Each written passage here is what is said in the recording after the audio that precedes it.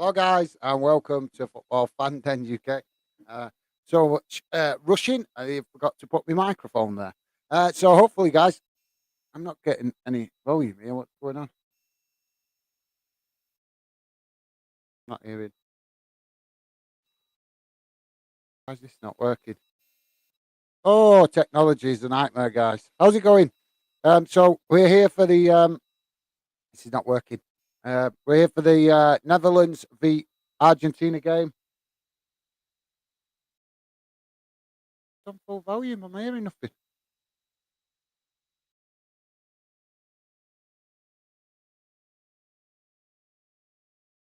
Now I'm hearing it. Sorry about that, guys. Technology, as usual, giving me a headache. So yeah, we're here for the Netherlands v Argentina game. Um, Hopefully, we're in for a cracker tonight. This is a game I've been looking forward to.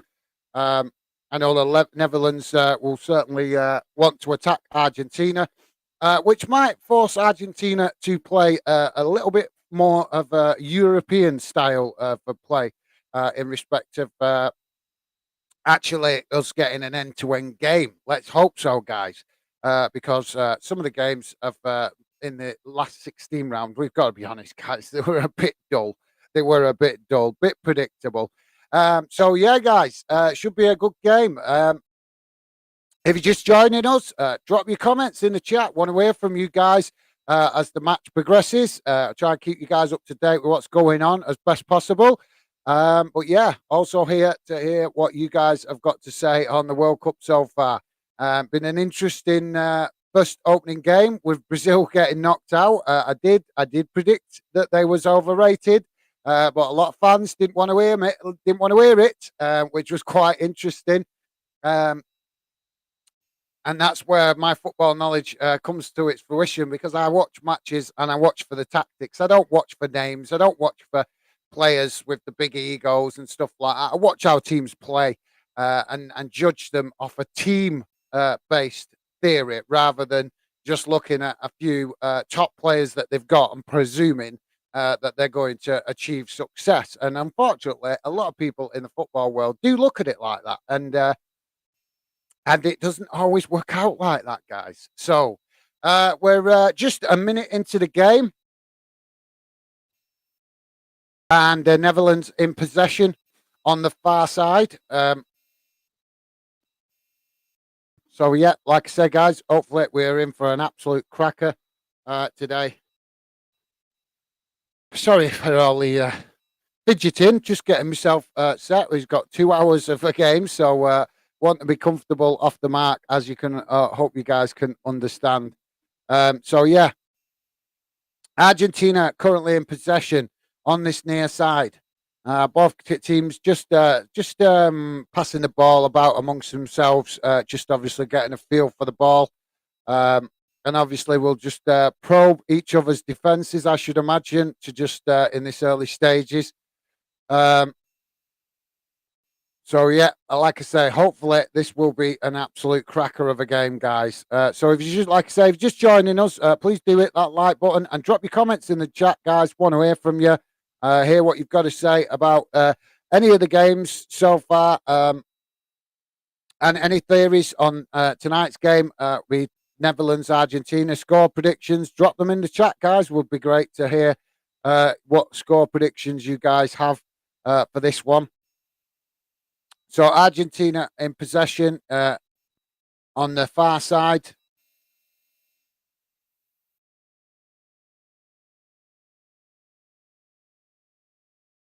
Argentina looks early on, the Netherlands keeping a high line, guys, early on.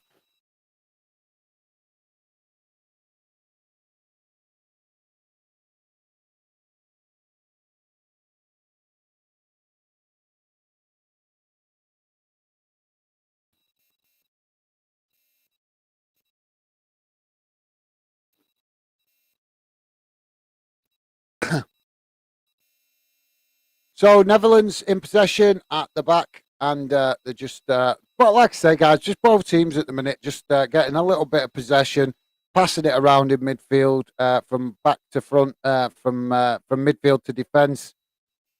Obviously, just the players just getting a feel for the ball and just feeling their way into their own individual team dynamics. We've got a stoppage here with the referee. I've just noticed which referee we've got through this game as well, guys. I'm not sure of his name, but I've seen him referee a number of games now, and he is a bit ruthless. He doesn't take no messing off the players. Um, he will certainly stamp his authority on the game if he feels it's needed. So both the Netherlands and Argentina will have to watch the step with this referee because, like I say, he can. I've seen him. I've seen him a few times now, guys, and he's shown he's got a bit of a ruthless streak. So hopefully that doesn't play a big part in the game. But it's always interesting to see what referees can. Certain referees can impact a game. So Netherlands just lost possession in midfield. Argentina now hitting them on the counter attack. This is the risk of playing the high line, guys. Shot coming in. Defense does its job. And now Netherlands clear the ball, but only as far as the halfway line. And Argentina pick up the ball again.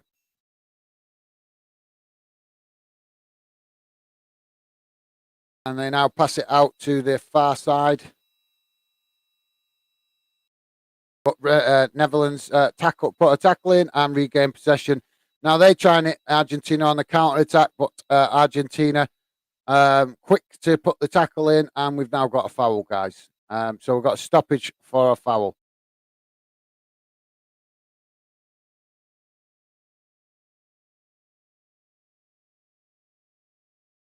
Yeah, just blocked him off there. The Argentina player just blocked off the Netherlands player in possession, and I think that's what the stoppage was for.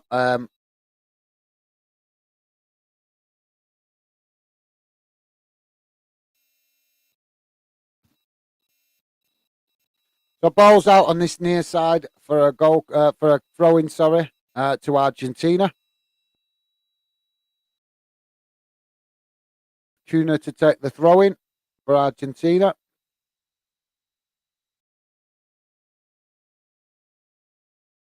So obviously, a lot of people would have been hoping that Brazil got through. To a lot of fans that wanted to see Argentina play Brazil.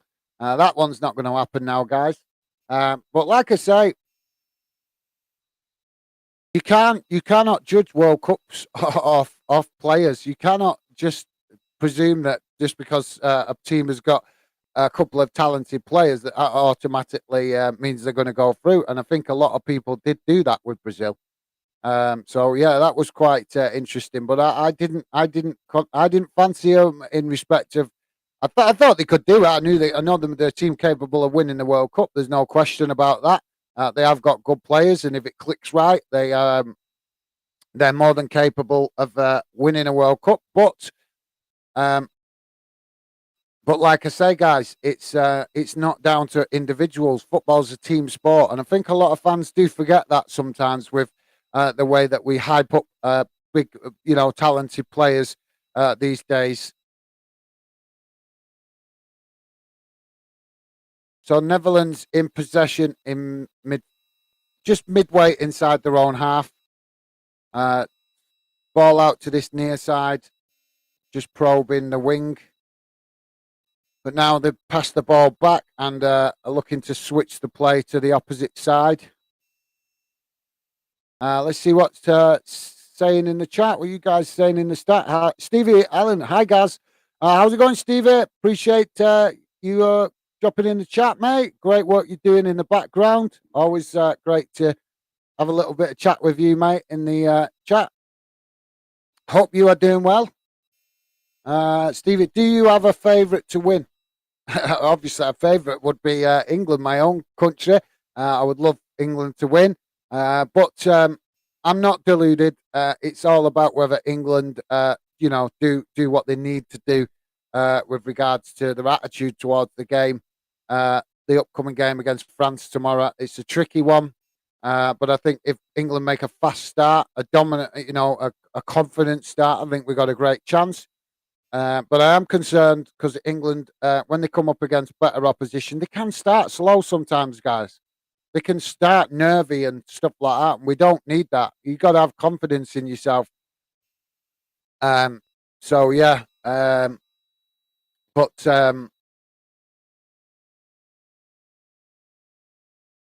yeah, like I say, I think it's difficult. I've said it already a few times. It's difficult to predict this World Cup with the way it's gone. Argentina now on the attack down the far side, um, uh, but they just I don't know why he didn't carry on running then because there was space for him to run into. I suppose he just didn't want to take on the defenders. Stevie's saying, I mean, this game. Ah, right. Sorry, my bad, my bad. Yeah, obviously, I'm fairly neutral in it. I am neutral. I've not got a thingy, but obviously, I would like to see the Netherlands go through. They're a good team. Um, I've nothing against Argentina other than the fact that they get overhyped. Um, so for me, yeah, I'd love to see. Um, Netherlands do well in this game. Like I say, for me, Argentina, a great team, but I think there's too many people that just want them to have success just because of one player, and we all know which player I'm talking about. And I have nothing against that player, but I'm a football fan. I'm a true football fan. I'm not one of these player fans that you know just want teams to win just because of one player. It's a team sport. I want to see teams win because they deserve to win, because they put in a good team effort, not because they've got one talented player and people think that they deserve to win just because of that one talented player. For me, that is just way just strange thinking. But unfortunately, like I say, we live in a day and age where a lot of people think like that. So for me, if I had a preference, I would say it's Netherlands, but I'm fairly neutral. Obviously, best team wins. Uh, Good luck to each team, but I would like to see Netherlands. And the main reason I'd like to see Netherlands play is because they will play a more attacking style of football that I like. Whereas Argentina, as good as they are, they like to play a slower game. They like to slow the game down with long spells of possession, keeping the ball at the back. And that's not my favourite style of football. I'm not a big fan of that. I like attacking players. I like attacking teams, teams that play at pace, teams that want to get on the front foot. I'm not really a big fan of teams that like to slow the game down with long spells of possession. So I'm fairly neutral, but if I was to pick a team, I would probably pick the Netherlands because, like I say, they're the team that will play a more attacking style of football, um, and not too bothered about how much possession they have as long as they get the job done. Whereas, like I say, Argentina, very much a possession based team. So hopefully that gives you my way of how I look at it, Stevie.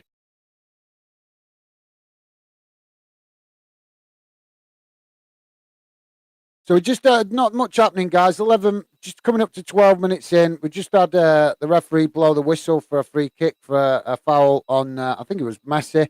Um, but yeah, just not no real goal mouth action to report just yet, guys. Just like I said, both teams kind of feeling each other out in midfield. But hopefully the as the game goes on, it will spring into life with lots of goal mouth action. Let's hope. At the minute, Argentina in possession, just inside their own half, on the half. Well, basically on the halfway line, if you like, because they're passing it from the halfway line into their own half. Now they switch the play onto this near side. Ball chipped forward into the box, and crossed. Another cross comes in from the far side, but straight into the goalkeeper's hands. Now a Netherlands on attack, um, and they've lost the ball on the halfway line to Argentina, and um, now the referee stopped the play for a tackle. I'm not sure exactly.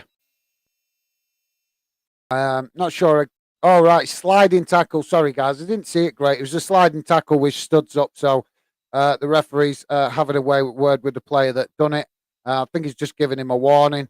We don't need to see too much of that studs up. And we know these players are really what's the word I'm looking for? They're really hyped up for the game. Obviously, pumped up. That's the word I'm looking for.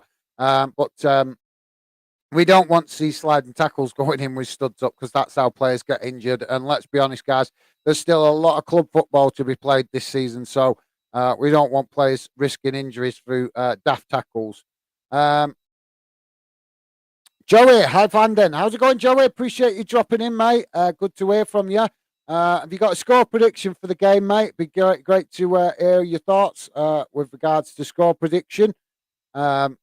14 minutes in, and it's still 0-0, so still plenty of time for you guys to get your score prediction in. So, yeah, Joey, if you're there, mate, be great to hear your thoughts with regards to a score prediction and who you think will come out on top in this game, mate. If you want to drop your score prediction in, that would be awesome. I suppose I better give one myself. I know a score prediction. It's been bit difficult to tell. Because, like I say, there's been so much upsets already. I think I'll go for. I think I'll go for a 2-2 draw in the first half. So we'll see. We'll see how it plays out. But yeah, Netherlands on the attack just outside the Argentinian box. Guys, do drop your comments in. I'll come back to the comments in a second. Cross comes in at the back post, headed back in or chip back, cross back in. But Argentina regain possession and now they move the ball out of their own area and now try to get on the attack with the ball kicked up the far side towards the halfway line, but Netherlands regain possession. So now we have Netherlands in possession on the halfway line. Joey is going for a 2-1 Argentina win. Good shout, mate. Good shout. It's going to, like I said, I think you're right. I think you're right with regards to it's going to be a tight game. I don't think we're going to see a game where one team really dominates the other in this one. I think it's going to be a tight game. Hopefully a few goals.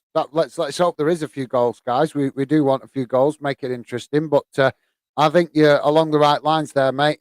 With regards to, I don't think I don't think it's going to be like a 4-1 type game to either side. I think whichever team wins it is going to be by a slender lead of like one goal difference.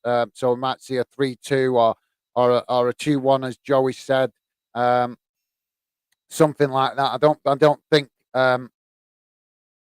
either team is going to outmatch the other to stupid levels where they score a crazy amount of goals. I think, like I said, I think it's going to be tight because they're both equally good teams. So, and they've both got talented players. So, like I said, I think it will finish, whichever way it finishes, I think it will be a tight scoreline. So, Netherlands in possession, just inside their own half. Argentina, interesting to see that Argentina are trying to push men up onto Netherlands when they're in possession. They had 4 men forward there. Ball comes in down this near side. Netherlands looking to get in behind there, and that was good. There's some good thought process behind that, but the goalkeeper reacted quickly, saw the danger, and came out and made sure he got to the ball before the Netherlands attacker did.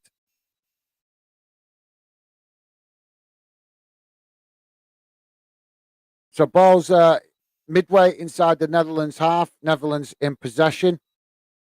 But Argentina are pushing men up. They're looking to press from the front, I think, to a certain extent. But this is the thing with the South American teams. They might push men up, but they don't. They're not. They're not the most ambitious when it comes to tackling. I'd love to know from you guys if you've watched any of the games. The game today against Brazil. Unfortunately, I missed it myself through being busy with work and stuff. But if you did watch it, I'd love to know from you guys if you watched it. Do you think uh, Roberto Firmino would have made a difference to Brazil today? Because that's a player that I quite like, and I think he's so underrated. I think he gets overlooked for what he does. And I'd love to know if you guys think he'd have made some difference to Brazil in that game today, because obviously Brazil gone out, but they found it quite difficult to break down the opposition and eventually took the lead, but then conceded a goal against Croatia with Croatia leveling the game. So, like I say, do you think that they might have had a better result, a more positive result, if they'd have had Firmino in the squad? Love to hear from you guys if you think I'm onto something there, or whether you think it wouldn't have made a difference. Um, but yeah, good shout, Joey. Thanks for that, mate. PFC underscore DY4 is my mate Dylan. Good to see you in the chat, mate. Appreciate you dropping in. Good evening, mate. How are you? Apologies for not hopping in early, mate. No problem. No need to apologise. We've only been streaming about 20 minutes, so no problem, mate. Obviously, I know you guys all have commitments with your own personal stuff going on, and like I say, I appreciate any support you guys give. Like I say, if you're busy, that's understandable. Dylan is saying earlier, I am a bit busy, but have a spare 5 minutes to come on and say hi in the chat. Thanks, Dylan. Always appreciate that, mate. Always great to hear from you. Dylan is going for a 0-0. Oh, right. Sorry, I thought you were giving a score prediction. Is it still 0-0? Yes, it is, mate. It is still 0-0. Drop your score prediction in, Dylan, if you're still there, mate. It'd be great to hear your thoughts on how it might turn out.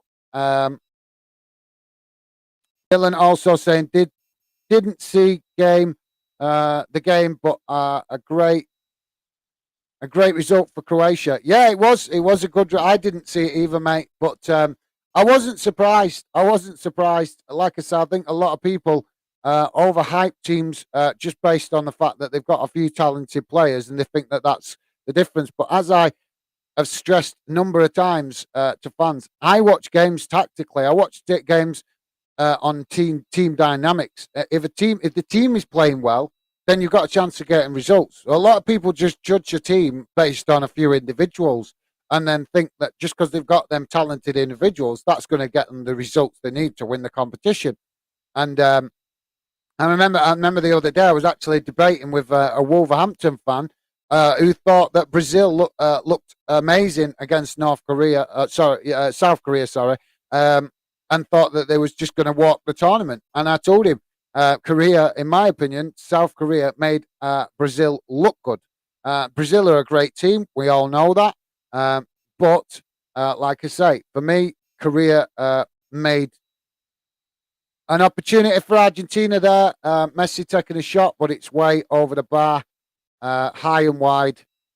Looks like, yeah, miles away. Nowhere near the goal.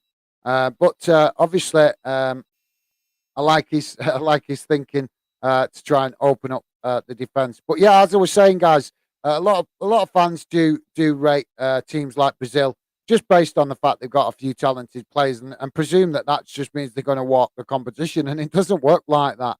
Football is a team sport, and if the talented players play well within a team system, then yeah, they've got a chance of winning the tournament.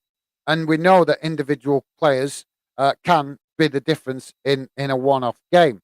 But to presume that a team is going to walk the tournament just because they've got a couple of good players, that's just not logical thinking to me. That's not logical at all. You watch a team and see how they play as a team. See how them talented players fit into the rest of the team. Do the rest of the team work well around them talented players? If they do, then yeah, that team has got a fantastic chance of success. But individuals don't win tournaments. Individuals can win games, yes, but they don't win tournaments. It's a team effort that takes a real team effort to win a tournament. And I think, like I say, for me in the modern game, a lot of fans do forget that because they're so starstruck by talented players. and it's crazy, absolute madness. But that's my thoughts on it anyway. Um, Dylan is saying, "Oh, okay, mate. I'm saying 3-2 Argentina. Well, cool, good. Looks like there's only me at the minute rooting for the Netherlands to win. For me, I think Netherlands will find a way, and it's an opportunity for the Netherlands as they speak. But it's kicked wide by Memphis Depay. Interesting to see that he's in the team, guys. I don't know if you've heard the rumours. I've heard some rumours. Apparently, Man United interested in bringing him back to United. I don't know if you guys have heard that. If you have, let me know if you've heard it and what your thoughts on. Do you think that will happen? Do you think it would be a good move? Um, Let me know your thoughts on that, guys. If you've heard the same rumour as well. But yeah, thanks for that, Dylan. Great prediction, that mate. Apologies, I wasn't here long, mate. Need to hop off quickly, but I'll be back in the second half. Hope you enjoy the game. Thanks a lot, Dylan. Appreciate you dropping in, mate. Always a pleasure to have you in the chat. And yeah, no worries. Thanks very much for coming, dropping in, and it'd be great to see you in the second half if you've got time. But if not, mate, no worries. I understand if you're busy. So 24 minutes gone, guys, and just 25 minutes gone. I think the teams are just starting to get comfortable now in possession.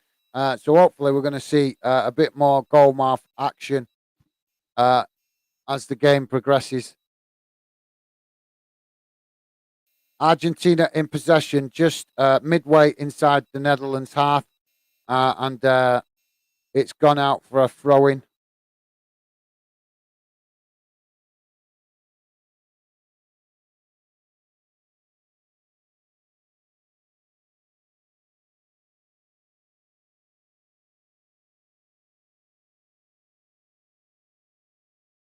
The Netherlands now in possession, passing the ball in their own half, looking to move forward, but they've lost possession to Argentina, and now the referee's blown for a foul. So yeah, guys, just another thing. I don't know if you've heard. You guys can actually get potentially spotted in the crowd at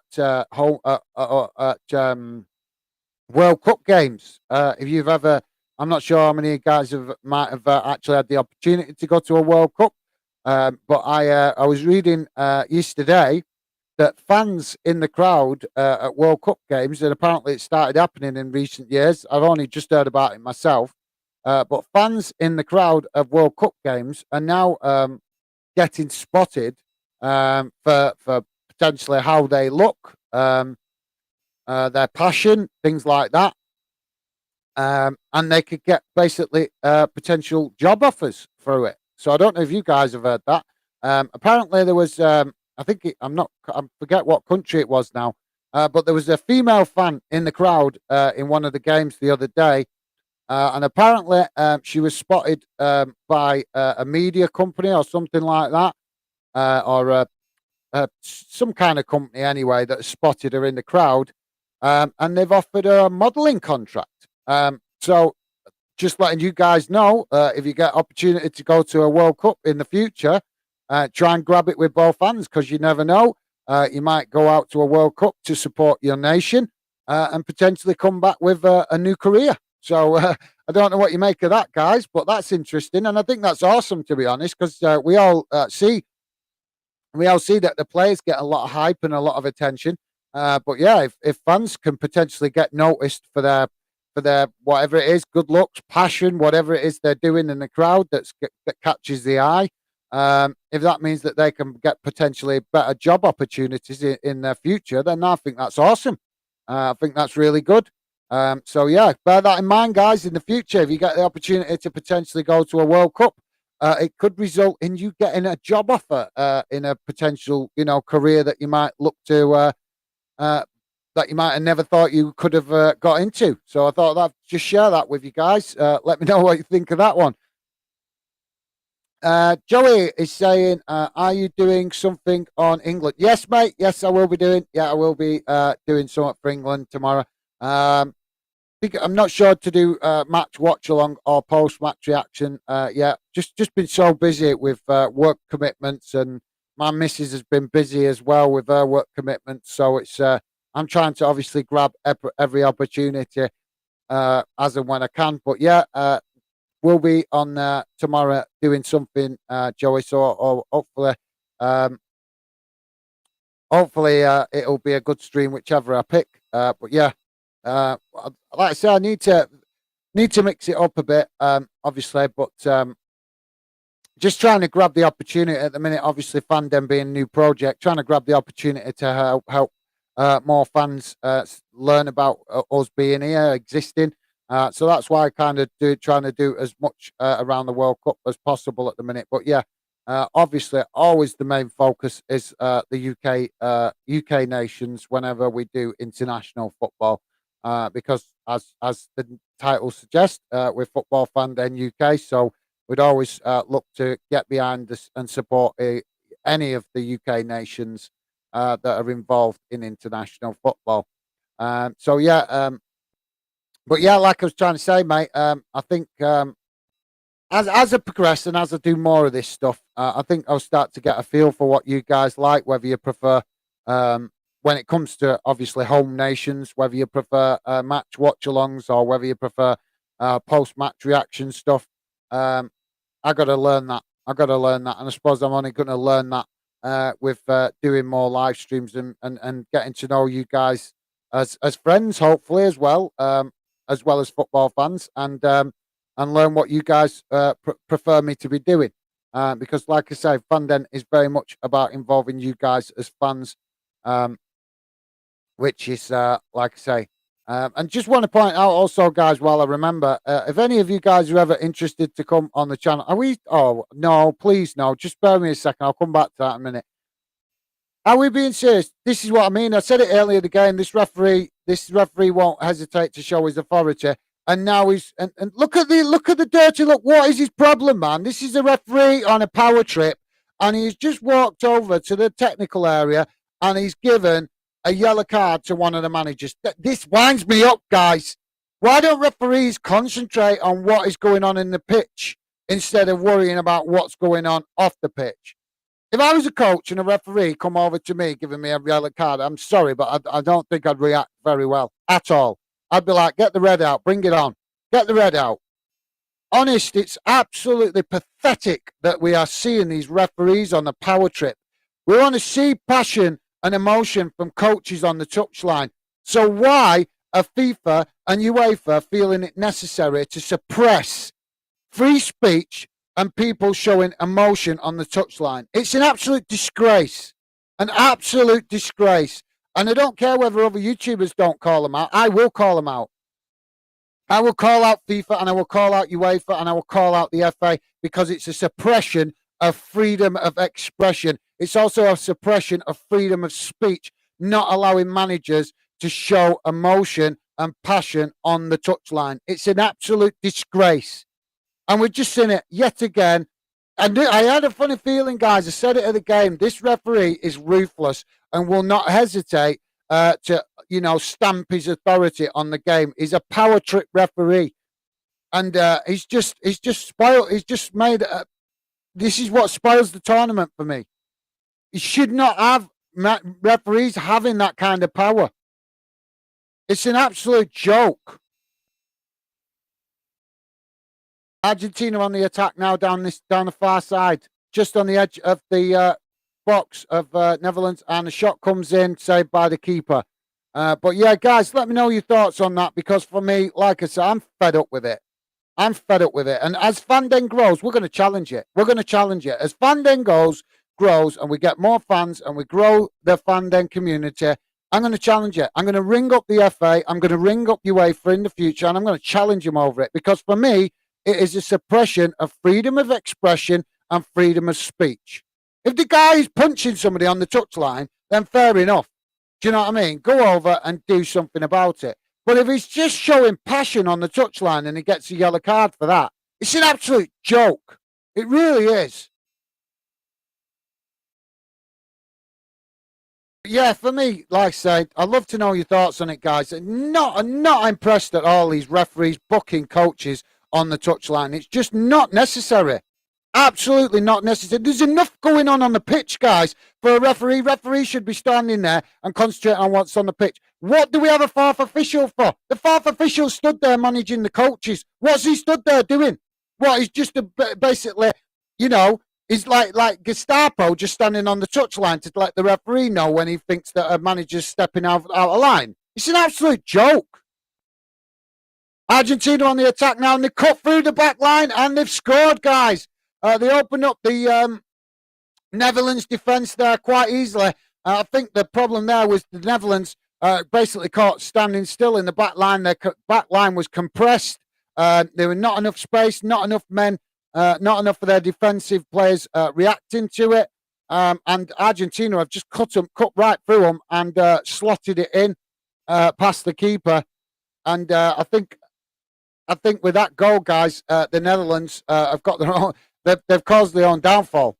They've caused their own downfall because the defense just basically looks non-existent. If you look at it, they had 3 men wide open. Their defense was wide open there, and they've handed that goal to Argentina on a plate for me. You cannot leave that kind of space and be that unorganised in such a prestigious tournament with. You know,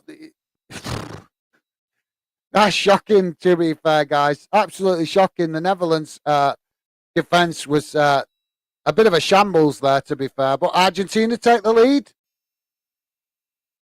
So we're 35 minutes in, guys, and it's Netherlands 0, Argentina 1. If you're watching it, let me know your thoughts on that goal. For me, like I say, I think it was a great goal. Credit to Argentina. They're looking to...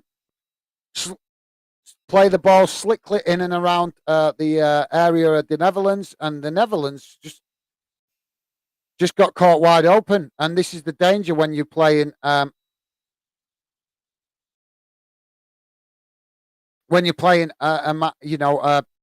thinner back line, because they're playing basically. It looks like Netherlands are playing 3 at the back.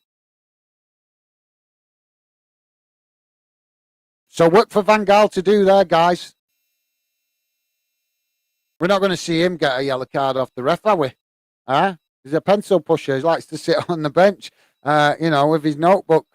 Doesn't really get up on the touchline and show emotion, does he? So I don't think we'll be seeing a yellow card going to the Netherlands coach.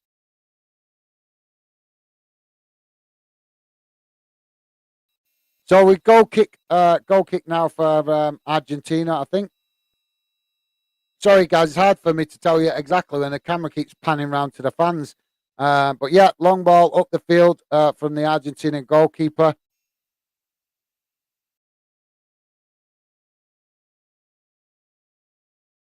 So you guys that are with the Argentina predictions, you're on course for an Argentina win as it stands.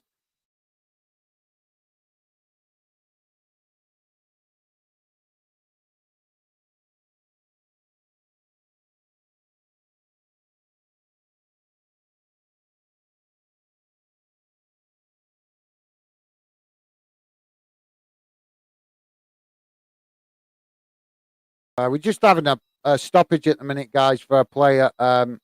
Took an Argentina player. I think he took a knock to the head. So they're just being cautious, which is understandable. That's the right thing to do when players take a knock to the head. You don't want players. We've seen, haven't we, in recent years, just how serious it can be if you don't attend to players with that take a knock to the head. We don't want anything serious happening. So hopefully he's okay. He's back on the field. Looks to be okay. As we know, guys, sometimes just the challenge in itself can just it can just rattle your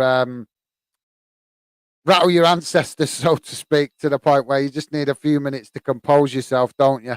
We've all played football and we've all had whacks and kicks and stuff like that. So I'm sure you guys are well aware of what I'm talking about. Argentina on the attack now. Netherlands, um, their defense looks wide open at the minute, guys. It really does. Um, like I say, Netherlands are a very attack-minded team. So we can never write them off. But I think they are playing a bit of a dangerous game with this three at the back. I'm trying to work out what Argentina's playing because at times they've got three at the back, but then there's on the far side we're seeing one of their players moving a bit further forward. So I'm not sure if he's actually playing as in midfield or he's actually slotting in as a right wing back or a right wing player when he gets a chance. Argentina on the attack. Messi with a chance just inside the Netherlands box and saved by the goalkeeper.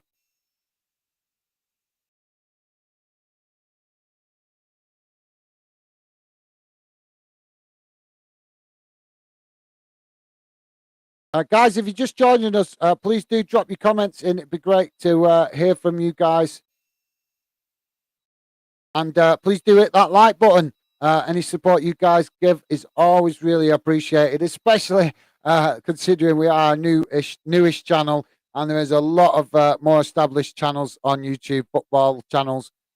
So we're learning, and we're still trying to find our way on YouTube. So any support you guys give is always massively appreciated. Like I say, a lot of work to do yet with the channel, but at the minute we're just trying to feel our way into the YouTube community. So likes do help apparently. So I've been told likes can help with the algorithm stuff. So it's like I say, really appreciated if you guys can hit that like button. And it doesn't cost you nothing, guys. It doesn't cost nothing to hit the like button.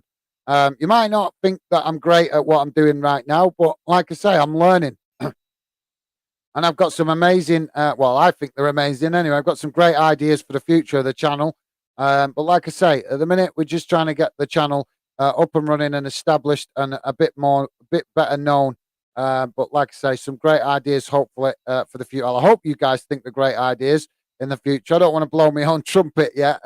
It's for you guys to decide in the future as they get more experience and do more stuff.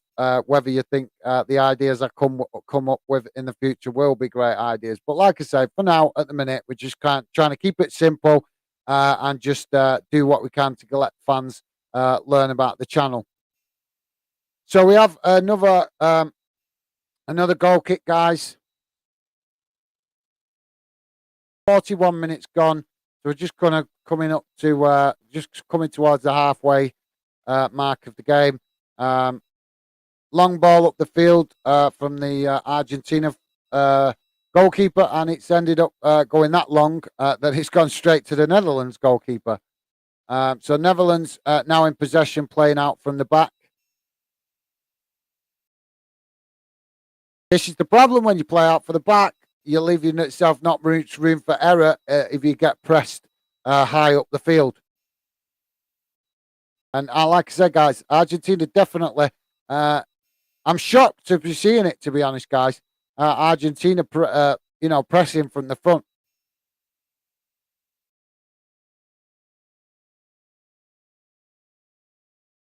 I suppose there's an element of respect there. I suppose, guys, that the Argentinians have recognised that they're playing against a lot more of a talented team in the Netherlands.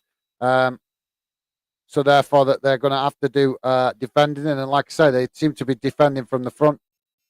We've got another stoppage here, guys, for a tackle.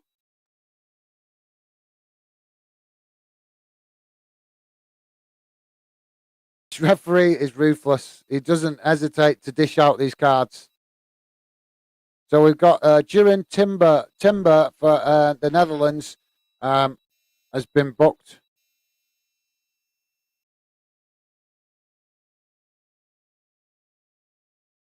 I'm not sure exactly. I think he's been booked for showing a little bit of frustration and aggression towards the opposition.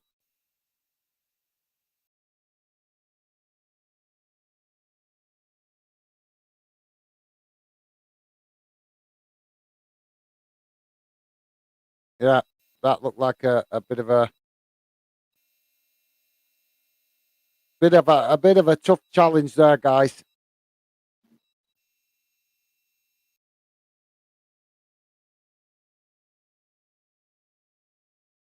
43 minutes gone, and I just seen some warm ups on the touchline at the minute, guys, because they've still got a stoppage here for an injury. Dumfries, um, just getting back up to his feet. I think he's hopefully he'll be okay. Don't like I say we don't want to see any players getting any serious injuries. So we've got a free kick now for the Netherlands, guys, on this near side, about 30 yards out. Cross comes in, header cleared by Argentina up the field as far as the halfway line. Um, but the Netherlands pick up the ball and kick it long back up the referees give another yellow card. I told you this referee's ruthless. I don't know what he's give a red yellow card for here, but he's ruthless. He just what he does. He's an authority figure. He's very much an authority figure. Right, so his Argentina players just kicked the back of the Netherlands player's foot as the Netherlands players tried to control the ball. The ball's bounced up in however it did, and the the Argentina player tried to kick it, and he's got his foot all wrong. Kicked the back of the foot of the Netherlands player. Cross come, and basically, as the ball bounced up, he's whacked it away with his arm. So I think that's what he got the yellow card for. And we just had the free kick taken, but it goes straight to the goalkeeper. Melee of bodies in the Argentina box. And yet again, the referee stopped. This is the problem with this referee, guys. He's such an authority figure. He will spoil the game with his authoritarianism by just wanting to, keep stamping his authority on the game. And we don't need referees like this. Let the game flow. Let the game flow. This guy is an absolute joke of a referee because he's just too ruthless. If players deserve booking and there needs to be stoppages within reason, fair enough. But this guy is a bit ruthless. He doesn't hesitate to stop games. He just will stop the game every 2 minutes if he feels it's necessary.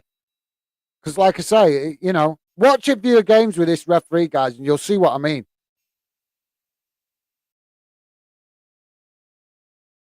He's high on his own fumes.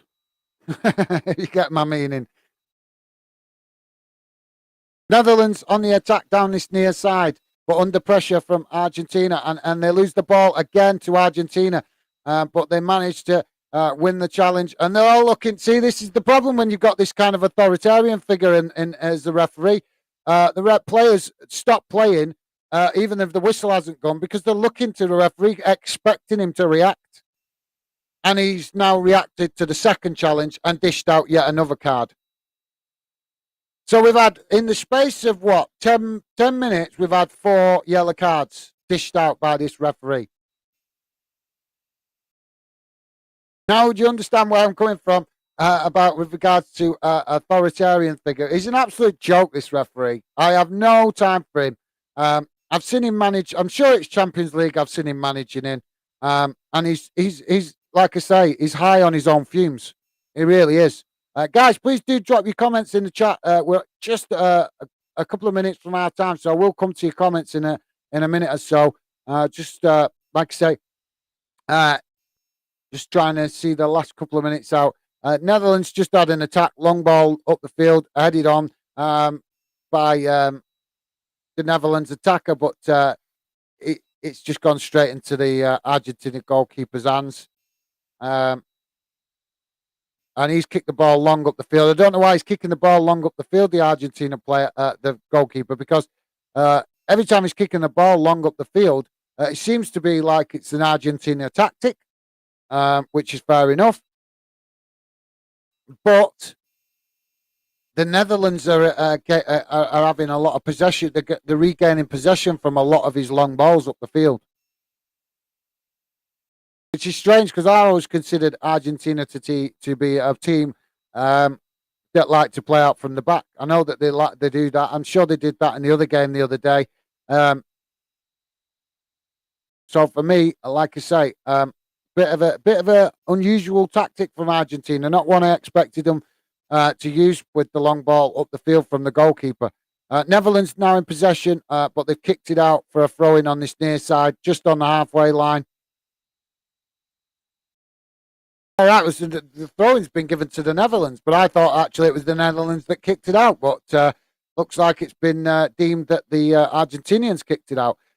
So Netherlands now in possession on the halfway line.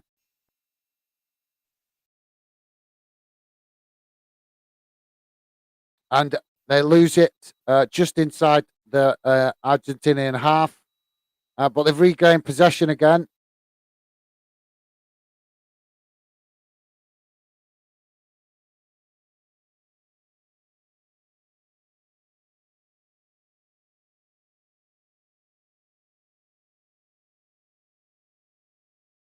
So we have 30 seconds left of this first half, guys. Please do drop your comments in. Be great to hear from you. I will come to the comments in a second. We've only got 30 seconds of this half left now. If the referee doesn't add any more time on, that is. So early on, guys, I would say that the Netherlands is just struggling to get their attacking momentum going at the minute. I think maybe they're a little bit thrown off by Argentina's style of play because, like I say, Argentina are very much a possession-based team. They like to play out from the back, and they're not doing that, guys. They're not playing the way we would normally expect Argentina to play. And you have to respect that because maybe they've adjusted their tactics to accommodate what they feel is a threat from the Netherlands, which is, is good because it shows that they're showing some respect to the Netherlands, taking into account their danger and what they bring to the table. So we've got a throw in midway inside the Netherlands half. We actually have gone past the 5 minutes added on time now, guys. The referee still looks like no sign of blowing the whistle.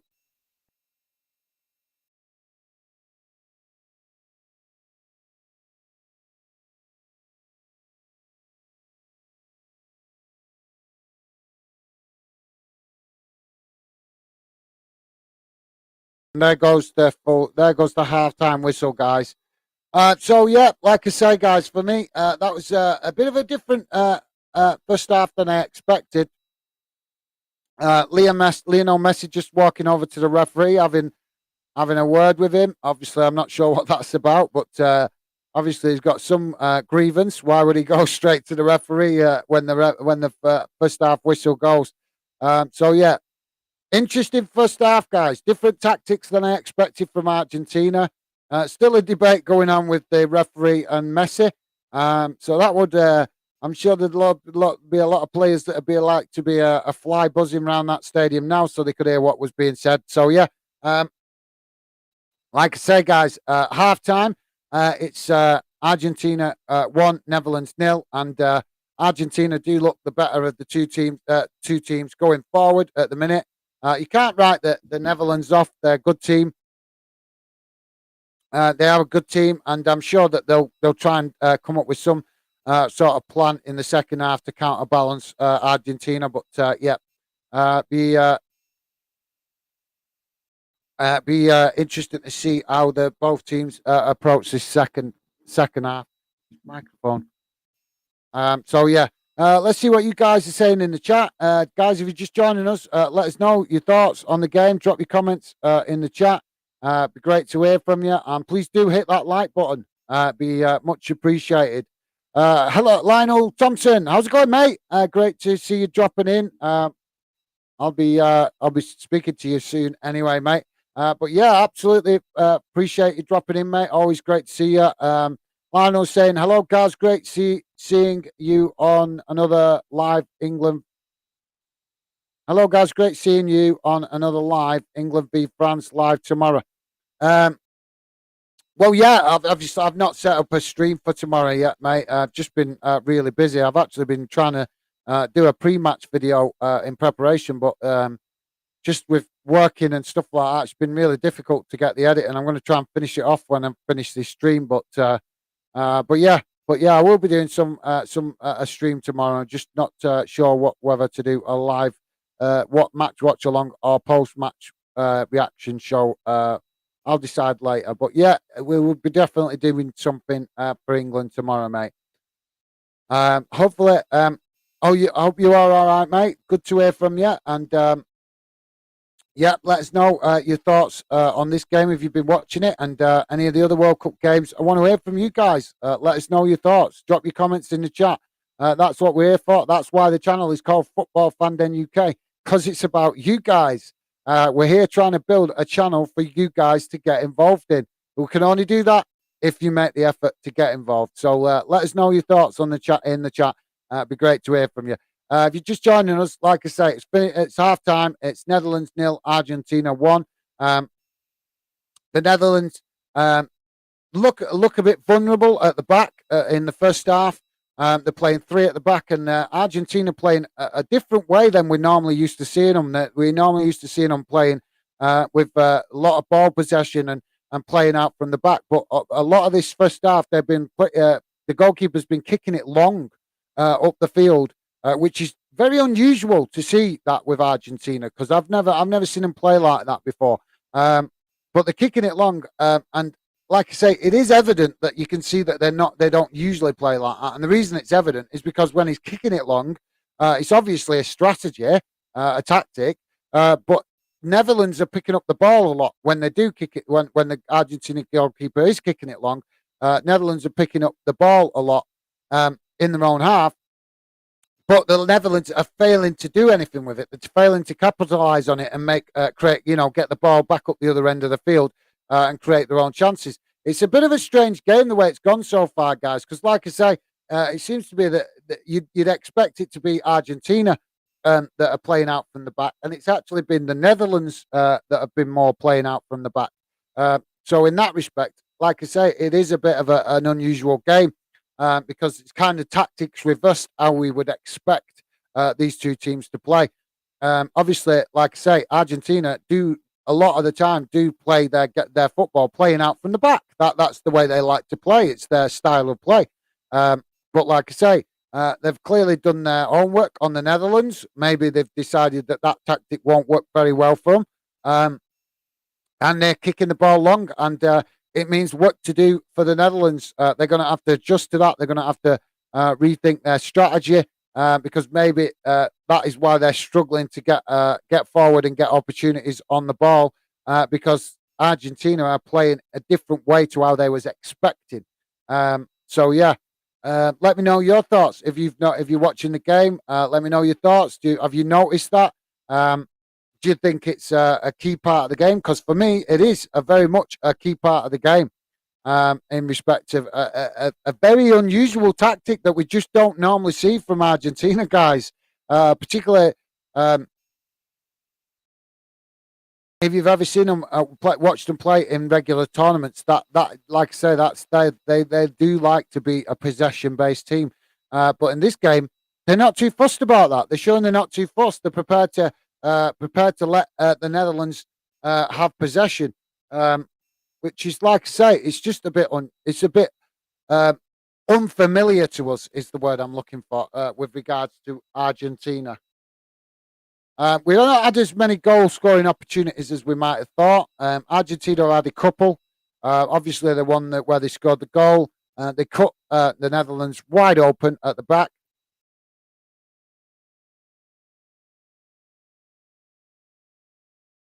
But yeah, like I say, the tactics have been a little bit different to what we might have expected, guys.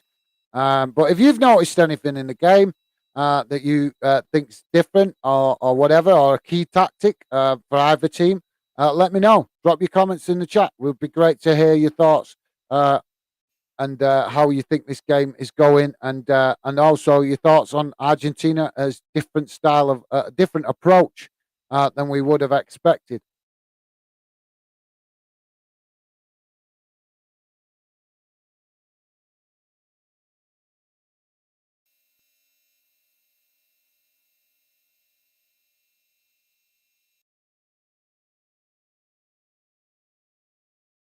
Sorry, yeah. So, guys, if you're just joining us, please do hit the like button and drop your comments in the chat. Want to hear from you. What's your thoughts on the game? I've just shared my thoughts. I don't want to keep kind of keep repeating myself, but for me, um, like I say, the noticeable thing is the reverse tactics for me. I was expecting the Netherlands to be on the front foot, and I was expecting Argentina to play a very defensive game, and it's actually been not a defensive game, possession based game, and it's actually been the reverse in to some aspects, in some aspects because it's been the Netherlands playing out from the back.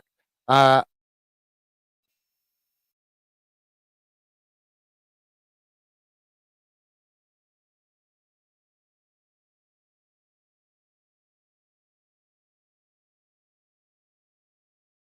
so yeah, maybe this is a tactic from um, from the manager for the Netherlands.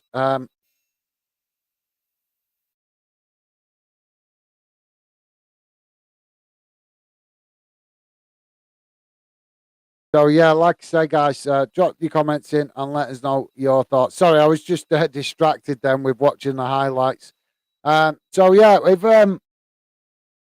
got a second half of the game to come. Obviously, let's just talk a little bit about the other game, guys, with Brazil. A little bit of a surprise result there. Brazil going out the tournament. As I said earlier in the stream, I think it wasn't so much of a surprise to me. I think a lot of people just expected Brazil to win the tournament just because they've got big name players in the team. But that doesn't win you trophies. Having big name players in the team doesn't win you trophies. Them players have got to perform, and they've also got to fit in within the system. And like I say, when Brazil played Korea, I noticed that Korea was shocking, absolutely shocking, and it made Brazil look good.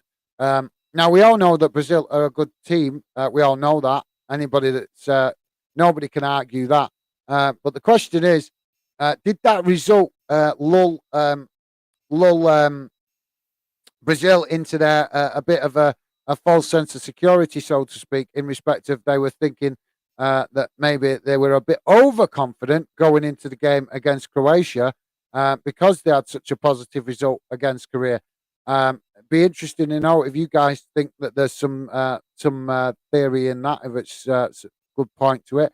But for me, I think I think that's a key point to take on board with regards to that. With regards to Brazil, because like I said, Brazil are a great team, no question about it. But if you go and play that well against an average team, it can give you a false sense of how good you are. And I did say after the Korea game that I thought Brazil played the game really well. They looked good.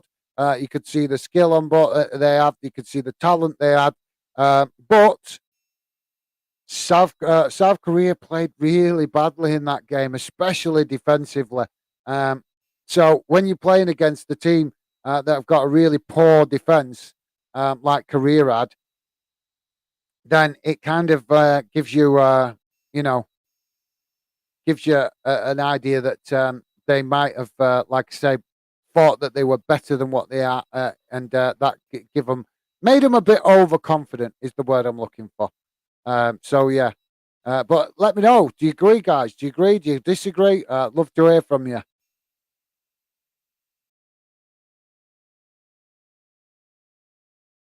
I forgot the screen thing, didn't I?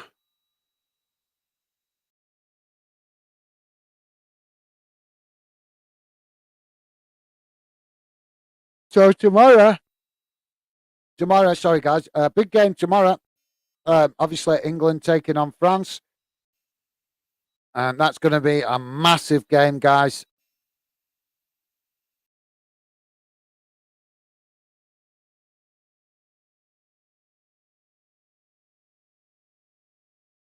Keep forgetting to put that up, don't I? I'll get better. I'll get better. Just got to be patient. But yeah, I keep meaning to share that at the beginning of streams and forgetting, guys. So my bad. Apologies for that, guys. Ooh, let's just check that I've got that right. Is that right?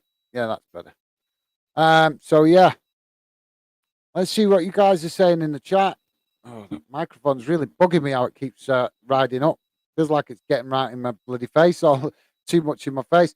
Ella, hello. How's it going, Ella? Appreciate you dropping in, mate. Great to hear from you. How's things with you? Hope you've had a positive couple of days. Good to hear from you, mate. What's your thoughts on the result so far? Obviously, Argentina 1-0 ahead in this game. But I'd love to know your thoughts on Brazil going out, Ella. Drop your comments in. Be great to hear from you, mate. With, like I say, big surprise with Brazil going out. So I thought we'd have more fans coming in today, to be honest, making some comments about that. But not really, not so much, which is a bit of a surprise. But I suppose as we get more known on YouTube, hopefully the chat will intensify. Fingers crossed. Fingers crossed. Joey, you make a good point there, mate. I think Brazil are generally like that all the time.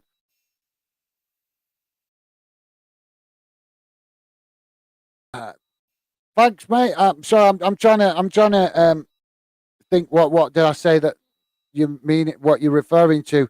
Are you meaning like the players, like as I was saying about Korea making them look good, or that maybe were overconfident going into the game? Is that the bit you're meaning, or because I've made a couple of comments today on the street, so I'm getting confused. Sorry, mate. I'm tired.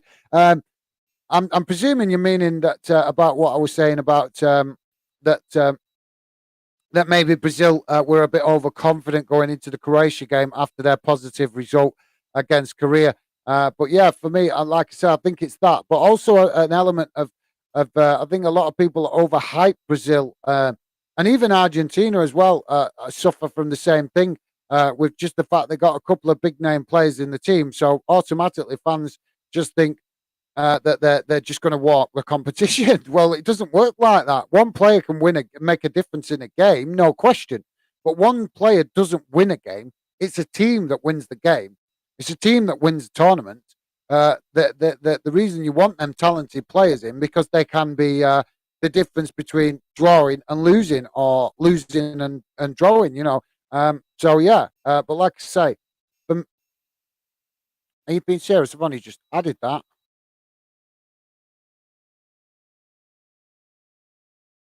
Sorry, guys, just bear with me a second. I'm just refreshing this thing. I don't know why it's gone off so quickly. There we go. That's better. I keep forgetting. I mean to put that up at the start of the game, and I just keep forgetting. But I'm sure as I get more practice, I'll hopefully start remembering. So my apologies, guys. But yeah, you can see from that what I was saying about Netherlands playing three at the back. So game second half has restarted, guys. I'll come to the game in a minute. Just want to see what you guys are saying first. But yeah, thank you very much for that, Joe. Appreciate. Yeah, I can see what you mean. But yeah, appreciate that. So you meaning overconfident?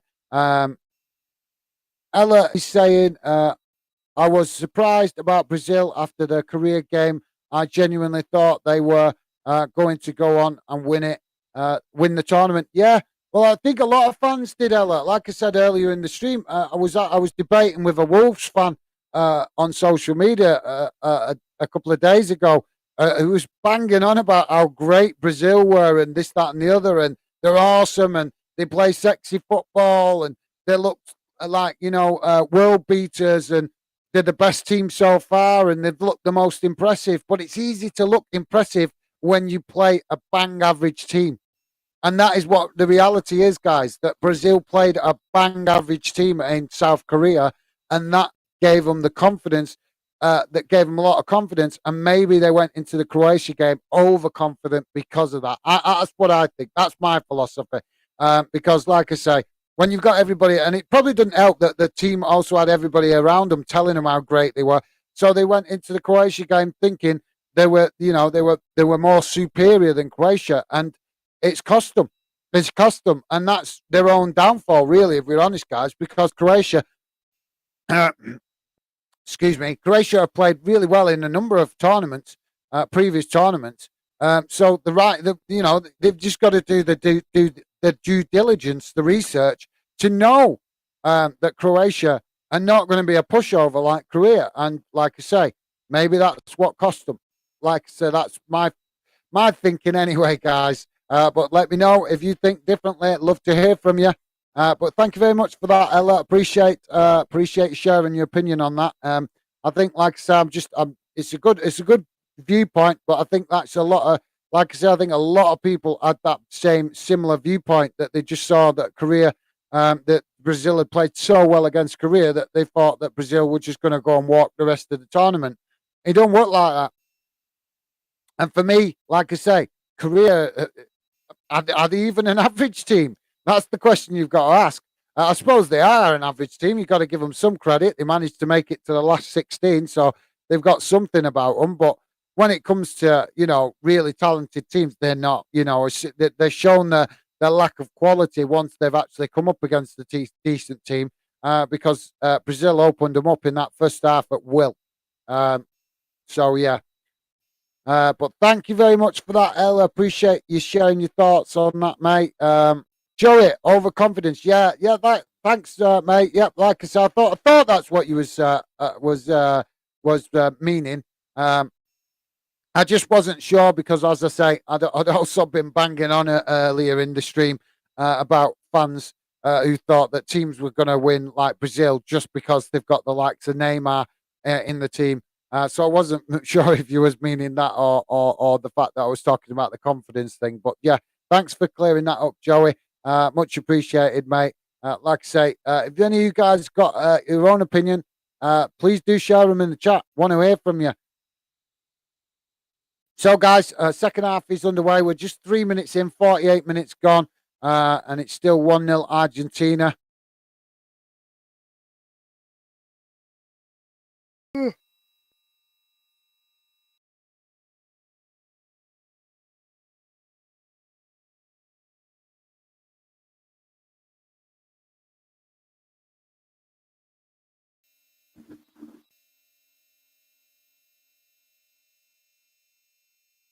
So, Netherlands in possession on this near side. We still come out in the second half playing the three at the back. But Argentina sitting a bit deeper now than they was in the first half. But maybe that's just an early tactic because they're expecting a reaction from Netherlands. But the Netherlands have lost the ball on the far side, and now Argentina on the attack.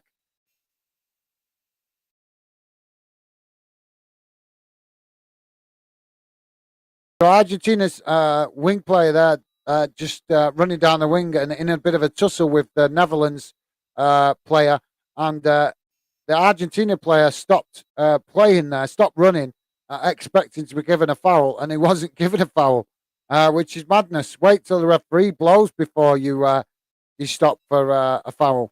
Play to the whistle. That's the saying, isn't it? Play to the whistle. Argentina on the attack now, or tried to get an attack going, but they've lost it to the Netherlands.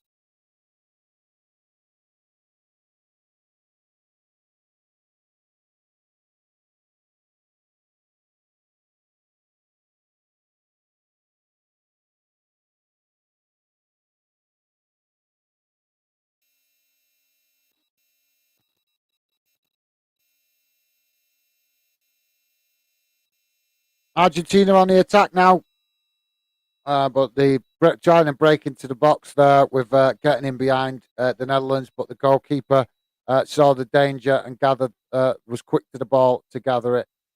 Netherlands now back in possession on the halfway line. I think they're just probing at the minute, but you would expect that they would show some kind of reaction.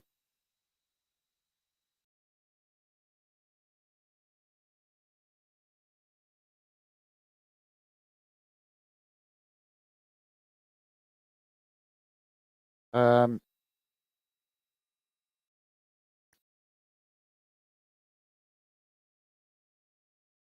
The Netherlands losing the ball so cheaply at the minute.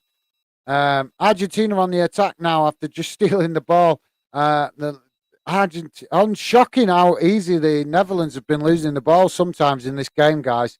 So now Argentina get possession, but they've now obviously they've moved the ball into their own half of the field. This is where we might see Argentina revert back to type in respect of they are very much normally a possession-based team, but they played the first half completely different to how I expected. So yeah, we might see it's them, like I say, revert back to what they're more comfortable with. We'll have to see, but no, goalkeeper's still looking to play the ball long, as he's just done again, and it's the ball's gone long and it's straight into Netherlands possession, but for some reason they keep the ball in the air and now lose it to Argentina. Let's see what you guys are saying in the chat. If you're just joining us, please do hit that like button, guys. Let us know your thoughts on the game. Drop your message, drop your thoughts in the chat. Be great to hear from you. Ella is saying, I thought other than his goal, Neymar had a very poor game. Today, to be fair, mate, I couldn't comment. I was busy. I missed the earlier game, so I don't like to comment too unfairly on games that I don't see. So, but yeah, fair enough. If that's your thought, I know. I've read a little bit after the game when I came home. I did read a few comments, and I think quite a few people were saying that he had a quiet game or whatever. Like I say, I missed it myself. But yeah, I think with Neymar, Ella, I think a lot of people just expect too much of him. I think he's a talented player. There's no question. But he's also an egotistical player as well. And he wants it all his own way. And when he doesn't get it all his own way, he's very quick to sulk. And you don't necessarily get results even if he is playing well. Because, like I say, for me, he's a bit of a selfish player. He's not very much a team player in respect of he wants to be the star man. Is the point I'm getting at? He wants to be the star man all the time, and that means that sometimes his focus is more on himself and less about the team. So for me, I think there's too many people expect too much from him. They believe all the press, all the hype, and like I say, I've said it earlier in the stream. One man does not win a tournament. One man does not win a tournament. It's a team sport. That's why we love it so much, guys. It's a team sport. You got to be a part of the team. If you don't make the effort to be part of the team, then you're always going to struggle because you're carrying passengers. But that's just my thoughts. Like I say, I'll take. I value your opinion, Noella, because if you watched it, like I say, I didn't watch it, but I have heard a few comments with people saying that he had a quiet game. So yeah, like I said, I think too many people just expect these star players to just turn it on and win the game all on their own, and it's not like that. This is not tennis. It's football. It's a team game. You know what I mean? So maybe it did make a difference him having a quieter game. I'm not sure. Like I said, didn't see it, but I'll take your word for it, Ella. But thanks for that, mate. Aaron, how's it going, mate? Appreciate you dropping in. Always great to see you. Come and get involved in the chat. All right, guys, mate. How are you doing? I'm not so bad, mate. Hope you are doing well. Good to hear from you. Let me know your thoughts on the Brazil game earlier. Obviously, a lot of people got opinions on it, mate. So it'd be great to hear from you. We're just 55 minutes gone, guys. It's not much to report at the minute. It's kind of just turned into a bit of a midfield scrap in this second half in the first 10 minutes. I think we've only had maybe one attempt in the goal mouth in this first 10 minutes of the second half. Netherlands having more possession in early on, but they've lost it again to Argentina. They do keep losing the possession really cheaply when they're on the attack. I think it might be Argentina's day today because the Netherlands look like they've got something missing, if you ask me. They just seem to be missing that extra edge. that they normally would have. But yeah, let me know your thoughts, guys. I'm calling you guys, guys, guys. It'd be great to hear what you guys think with regards to how this game is going so far. But yeah, for me, up to now, the Netherlands been pretty disappointing. Just seeing possession stats: 52% possession to Netherlands, 35% possession to Argentina in their half, and then I think it said 13% possession in midfield. Joey's saying, "Sorry, Ella, I think Neymar is a little overrated."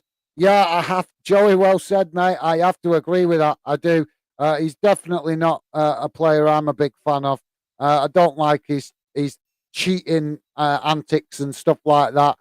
I don't think he plays. I don't think he plays. What's the word I'm looking for? In a game in a sport like this, for me, you have to have sporting conduct. And and I don't think Neymar shows that. I think we see it in the French league all the time. How much he goes over, rolls round on the floor, trying to claim fouls for little scuffs and things like that. It's blatant cheating. It's blatant cheating. So for me, he will never ever be until he stops doing that kind of stuff. He will never be a player that I'm a big fan of. But I have to agree, Joey. You're spot on, mate. He is overrated. Players, he has got plenty of skill and talent, and there's no question about that. But I think he wastes his skill and talent because he's too. He's always trying to get an edge with going over for slightest scuff and stuff like that. This is a game that's been played for over 100 years, and tackles are going to happen. That's part of the game. Doesn't mean you have to go on the floor every time you get a tackle. But way Neymar plays, sometimes you'd think he would. So yeah, I know there's a lot of fans out there that really rate him, but for me, I agree. I do agree with Joey. I think he's overrated. He's a talented player, no question, but he's one of them players that's wasting his talent because he's too much of a drama queen. That's the reality. He's too much of a drama queen. But that's just my opinion. If you guys think differently, let me know your thoughts. Love to hear from you. If you think he's, greatest player in the world, let me know why. That's what I'm here for, guys, to hear your thoughts. Thanks for that, Joey. Stevie Allen, hi, everyone. Top man, thanks, Stevie. Appreciate you always there in the chat, helping keep it positive and making the effort to talk to fans who come in and get involved. Joey, hi, Stevie. Top man, thanks, Joey. Massive respect to you guys when you show a little bit of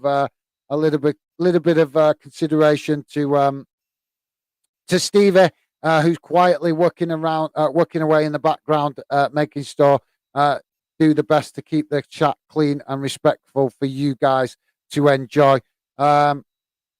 Just quickly get for a couple more of the comments. Ball's just gone out for a goal. I think it's a goal kick, guys.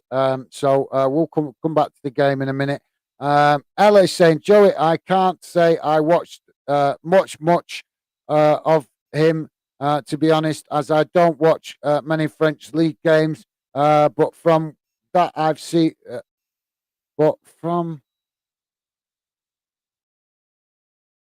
from what I've seen, he's not world class. Ella, that's a great point. I think he could be world class. I think he could, but like I say, I think he ruins his own talent by being a drama queen. That's the reality. So I think you're spot on there, Ella. Let's give you let's have a little bit of noise for that. Spot on. So yeah, I think you're spot on, Ella. I think you've summed it up pretty well there. That he could be world class, but he ruins it for himself by the fact that he, like I say, he likes to be a drama queen. I think that you're spot on how you're describing it because he's not world class, because he spoils it for himself. But a lot of fans want to see him as world class, don't they?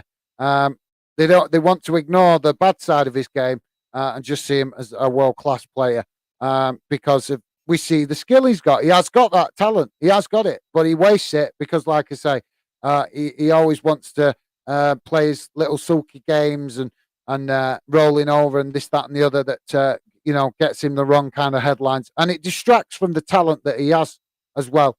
But that's just my thoughts. But thanks for that, Ella. Um, Great to hear your thoughts, and I think you make a great point there, mate. Um, we just got a free kick, guys, for Argentina, about just on the edge of the D, uh, outside of the just outside the box on the edge of the D. So we'll quickly come to that in a minute. Rayan Khan, how's it going, mate? Hello, sir. Hello. Great to see you in the chat, mate. Always appreciate new people dropping in. That's really appreciated. Good to hear from you, mate. Let us know if you got any thoughts on this game or any of the other World Cup great games. It would be awesome to hear from you. We like to hear from new fans, don't we, guys? We always want to hear from new fans coming, getting involved. That's we want to. Oh, good opportunity for Messi there. Cleared over took the free kick, cleared over the wall, got it nice over the wall, and it just started dipping down, but not quite enough. I think it actually did come down enough, but I think it's just glanced past the outside of the post. But it looked to be just dipping down, just over the wall, just right. But I think he got the angle a little bit to the right, a bit too much, and it just went wide. But that was a great opportunity, to be fair, from Lionel Messi with the free kick. So yeah, Argentina's still in possession now in their own half, looking to move up the field now on the halfway line. I'm surprised with the Netherlands in this game, guys. I'm really shocked. They've given a really a poorer performance than I expected, and I'm putting it down to the manager, Van Gaal. He's just showing that this is confirmation, really, in it, that when we saw him at Man United, that he is a very bit of an arrogant manager. He does it his way and don't care what people think. When you got the talented players that the Netherlands got, maybe you should be showing a bit more adventure in your play. But yeah, for me, I'm disappointed with how the Netherlands are playing so far in this game. But yeah, Rayan Khan, thank you very much. Great to hear from you, mate. Hopefully you're still there. Maybe drop us in another comment. Be great to hear from you, mate. Any thoughts you've got on the World Cup tournament or any of the games you've seen? Be great to hear from you. Thank you very much, mate. Joey is saying completely agree, Ella. Nice one, Joey. Like I say, I think she's hit the nail on the head a little bit there with how she described it. He's got the potential to be a world class player, but he isn't world class because he spoils his own game. And even though Ella didn't quite describe it that way, I think she described it spot on by saying that he's a bit overrated, isn't he? He's just overrated. And just because we see a few step overs and a bit of skill, people want to class him as world class. And that, there's more to football than just a few step overs in there. And so, yeah, thanks for that, Joey, mate. Appreciate it. Aaron is saying, I think Neymar had the talent to be one of the best players in the world, but as soon as he made that move to Paris,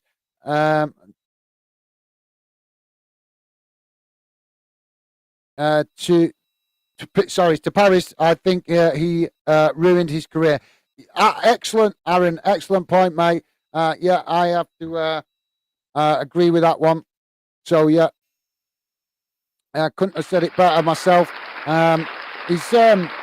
I'm just giving you guys a few claps for your really clever comments. But yeah, Aaron, I think you're spot on there, mate. I think you described it well because I think that's when his career went a little bit, south or whatever, however you want to describe it.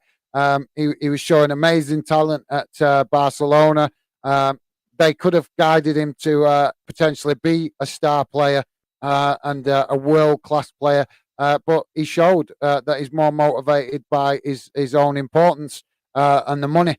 And it, like you say, moving to Paris, it's shown that he's not all that. He's not all that.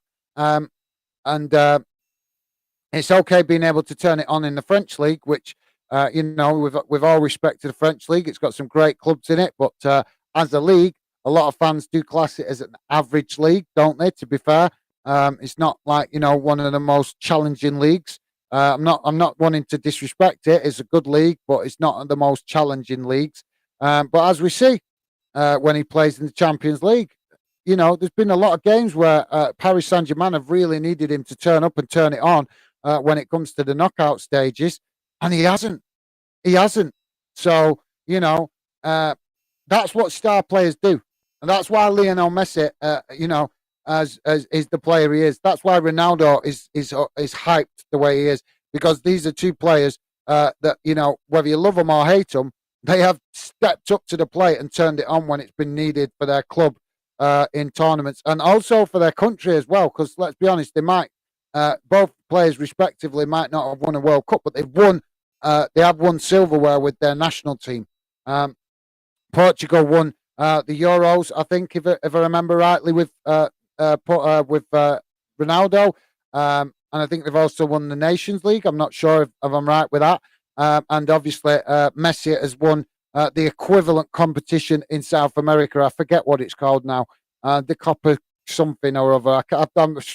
So I'm not going to even try and remember, but you know what I'm on about. So yeah, excellent point from you guys, making some fantastic points there with regards to describing how it's going. So guys, 68 minutes gone, sorry. And it's still 1-0 Argentina. I think Argentina are gonna unless a fluke goal. I don't see Argentina look at losing this at the minute, because the Netherlands. I was going to say Neymar. That's talking about Neymar. Netherlands have been disappointing, guys. They've really been disappointing. Not so much just in the fact that creating in their creativity. They've we know they're better than this, don't we? I would love to know if you guys agree. The Netherlands can play better than what they're showing tonight, and they're just not showing it. But do you think that's just team tactics? Do you think it's the manager?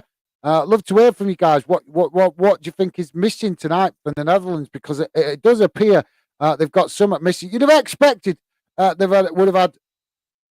There you go. Attempts on goal, Netherlands 1, Argentina 6. Attempts on target, Netherlands none, Argentina 3. So that just highlights what I'm talking about. The Netherlands been really disappointing going forward, and especially in front of goal. And I'm not being funny, but I think they're better than this. I think they've got another level, and they're just not even getting anywhere near that another level that they've got. But if you guys disagree, agree, let me know your thoughts. Love to know your thoughts. Whether you think I'm on the right track with that, or whether I'm miles off. Like I say, might not always agree with your thoughts, guys, but I will always respect your opinion. So feel free to express your thoughts in the chat. Argentina in possession now, midway inside the Netherlands half on the far side. Guys, please do drop your comments. I will come back to the comments in a minute. And it's ended up back with Argentina, but back in their own half. And this is exactly what I was expecting to see from Argentina in the first half, where they're very good at keeping the ball, whether they're forward or at the back. They're very good at keeping the ball. Now attack comes down this near side, but it's well seen by the Netherlands defender, and he just does enough to stop that attack opening up the Netherlands back line.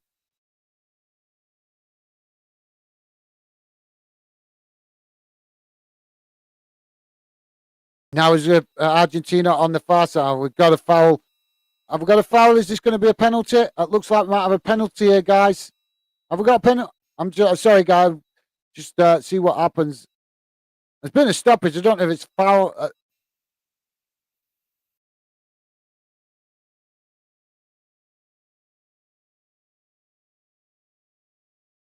It looks like we might have a penalty here, guys, for Argentina. I'm just trying to work out what. Did he have a look at Tevez, guys? I'm not sure what player. I'm just looking at this player, this Argentina player. And he does have a look at Tevez. I'm sure you guys remember Tevez.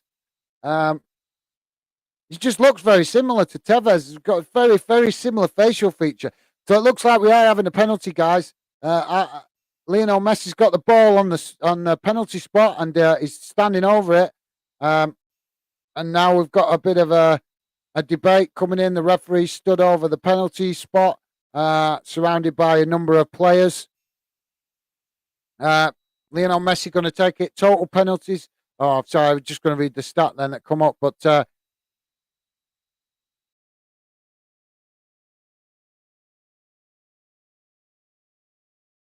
this could seal the Netherlands' doom. This, guys.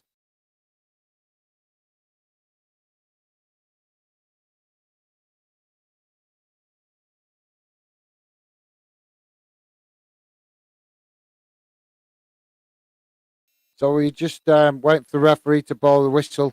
I thought the referee was actually going to wave that away, wave that away as a penalty because it looked like it from his initial reaction that he didn't want to give it. But but he has given it. Penalties taken, and Messi slots it away, leaving the goalkeeper stood on his goal line, not even reacting. And I suppose that the reaction of the goalkeeper there, or should I say the lack of reaction of the goalkeeper, sums up the Netherlands' performance in this game. So, yeah, it looks like the Argentinian fans starting to party. Looks like they're on the way to the semi-finals. I've got to be honest, guys, really disappointing from the Netherlands in this game. I was expecting more from them.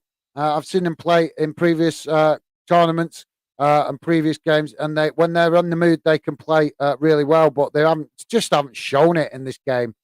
So, yeah, let me know your thoughts, guys. Love to hear from you. Did I read that comment, Aaron? Yeah, I did. Sorry. Sorry, just refocusing where I was up to, guys. So,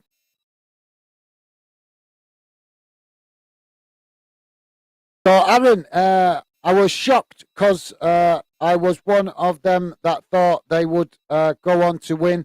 That team is so talented.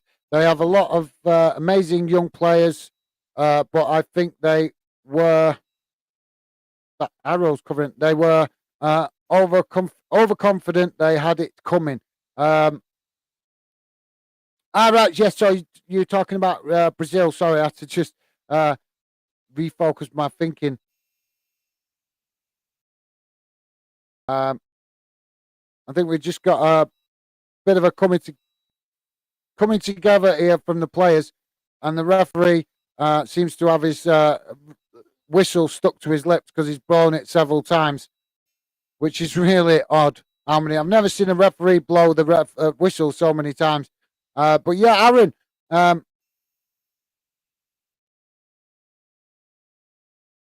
Sorry, we just got players arguing here, guys.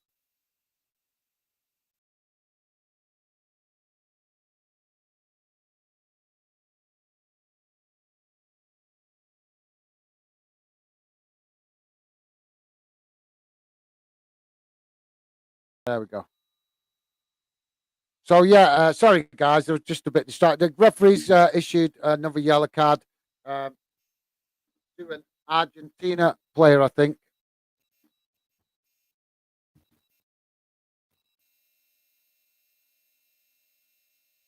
So we've got a protester on the pitch as well, guys. So there's quite a bit going on. Sorry, I just trying to keep a track of what's going on in the game as well. So my bad. Apologies for half reading a comment and not carrying on with it. Sorry, guys. When it's a match watch along, it will be like that sometimes where I do have to stop midway through a comment or something to obviously because something's going on in the game that I need to react to. Because some of you guys I know are watching it as you're talking to me, and obviously appreciate the support you get. You coming in and giving the support. It's always appreciated. But you have to also remember, guys, that some people are dropping in that might not be actually watching it, and they're actually dropping in because they want to hear updates on the game. So if we're doing a match watch along, sometimes I will always try to talk to you guys, but I will sometimes have to concentrate a little bit more on the game it's for to keep fans up to date with what's going on, especially when we get back to club football, because obviously a lot of people don't get all the games in the UK. So yeah, but as I say, it's a learning curve. Just wanted to explain so you guys know that I'm not being rude and ignoring your comments. Um, 76 minutes gone, guys. It's Netherlands nil, Argentina 2. We had a stoppage there through some fan protest and the players having a coming together in the box for a challenge on the goalkeeper. It's always been sorted out now. The referee resulted in the referee dishing out a yellow card, I think, and now we've got substitutes coming on for both teams. Just see what the subs are, guys, and then I will come back to your comments. So please do keep your comments coming, guys. What's he called? Number 8 for Argentina. Let me know. Do you think he looks like Tevez? You got to look at Tevez. Let me know, guys. I want to hear from you. Number 8. I think it was number 8 for Argentina. Look at his face. He just looks. It does look like like he's a relative of Tevez. Like I don't know if it's just me, but he's got a similar look at it. A similar look of him. Let me know your thoughts, guys, on that. Number 8, I think he was for Argentina. So Teglifico coming on and Pezzella coming on for Argentina. Apologies for the pronunciation, guys. I'm English. I'm not South American, so it can be difficult pronouncing these names. Substitute coming on for Netherlands is Weghorst. I'm not sure. I'm not sure. I'll have to, if I ever meet him, I'll have to apologise because that's a bit of a strange one to pronounce correctly. Big shout out to Stevie. Thank you very much for dropping the drink in. Appreciated, mate. Thank you. And also big shout out to you for the great work you do behind the scenes. So the game's restarted now, guys. Let's see if we can catch up with some of the comments. Where was I up to? Let me just. That's the only thing about using this streaming app.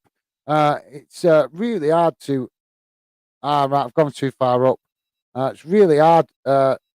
It covers it with an arrow, but I'm only using it as an alternative for now. Why is it not showing me which one I was? Apologies, guys. I'm just trying to figure out where I was up to. Where was I up to? There we go. There we go. Sorry about that, guys. Aaron, I was shocked because I was one of them that thought that would go on to win. Yeah, right. So you're on about Brazil, mate. Yeah. I think, like I say, Aaron, I think a lot of people thought that Brazil was going to go on and win it. And I think a lot of people got misled by the result that Brazil got against South Korea. I think a lot of people felt that performance was so good that they were just going to walk the rest of the tournament. But as I've debated with a number of fans before the games today, I thought Korea played really badly and their defense was shocking. And when you play against the team where their defense is shocking, you're going to look good. Any team will look good. Let's be honest. Accrington Stanley could look good against South Korea the way that defense was. Do you know what I mean? That day. So I'm not wanting to disrespect South Korea, but I watched that game. I did a live stream on it, and I was shocked how bad their defending was. That they'd actually managed to get to the last 16 when they defended that badly. So yeah, I think a lot of people overlooked how bad Korea actually played in that game. Just looked at the positives from Brazil's point of view, and just presumed that Brazil was going to walk the rest of the tournament. Like I say, it's easy to do it though, isn't it? Because let's be honest, in fairness to fans that did think Brazil were going to achieve big things this tournament, they are a talented team, and as Aaron is pointing out, they've got a lot of top talented players in that team. But it's okay having them top talented players. You've got to make them work together and perform together as a team. It's a team sport. There's no, an individual can have a difference in the game, as I said earlier, but an individual doesn't win games. It's the team effort that wins the games. Because, you could have Neymar score 5 goals in a game, but if his defense isn't doing the job, then them 5 goals could be cancelled out by the opposition because he's playing with a weak defense. So I'm just making the point that, as much as we love to hype up players and how great they are and this, that, and the others, we always have to remember, guys, It's a team sport. It is a team sport. So thank you very much for that, Aaron. Appreciated. Sorry, it took me a while to get through your comment, mate. Joey is saying very true, Aaron. We was saying that before, being overconfident, being overconfident after the career game, and the press don't help. Absolutely. Well said there, mate. Well said there, mate. With regards to the press, absolutely, the press. We know how the press, like to spoil the game. They do hype up too much things, and it's it spoils it, doesn't it? Because we've got a goal for the Netherlands, guys. We've got a goal back for the Netherlands. Sorry, I missed that. 82 minutes gone, and Netherlands just pull one back. That's the point. I thought I'm talking to you guys like I'm pretty much thinking the game's done and dusted. But the Netherlands think differently. Cross comes in and it's whipped into the box and headed in. It's actually a really good team goal, to be fair. Cross comes in and Netherlands player managed to get a head on it, and it just goes past and goes in on this near side of the goal. And the goalkeeper unable to keep it out. So, yeah, shock goal there for the Netherlands. And it's about time we're thinking. But I think that puts some of you guys spot on with your score predictions, because I think there was a couple of you said 2-1 at the start of the game. So looks like some of you guys have got your score predictions bob on if it finishes like this. So we'll have to see, because still got about 7-8 minutes plus stoppage time to go. So we'll have to see. But yeah, obviously, like I say, I know a couple of you guys did say 2-1. I think it was Joey that said 2-1 actually at the start of the game. So yeah, thanks for that, Joey. Very true. As you said, mate, we was debating it earlier, and like you said, I think you're spot on, and I really appreciate you highlighting about the press as well, mate, because let's be honest, the mainstream media are a joke. I've said that many times. These people have got the nerve to call themselves professional journalists, but yet they make cheap headlines, and we don't see that they actually go out and do the research and the due diligence that's necessary to call themselves professional. So yeah, well said, Joey. Thanks for that, mate. Aaron is saying, yeah, but they got away. They got way too overconfident after the career game. Thought they were so good. This World Cup is.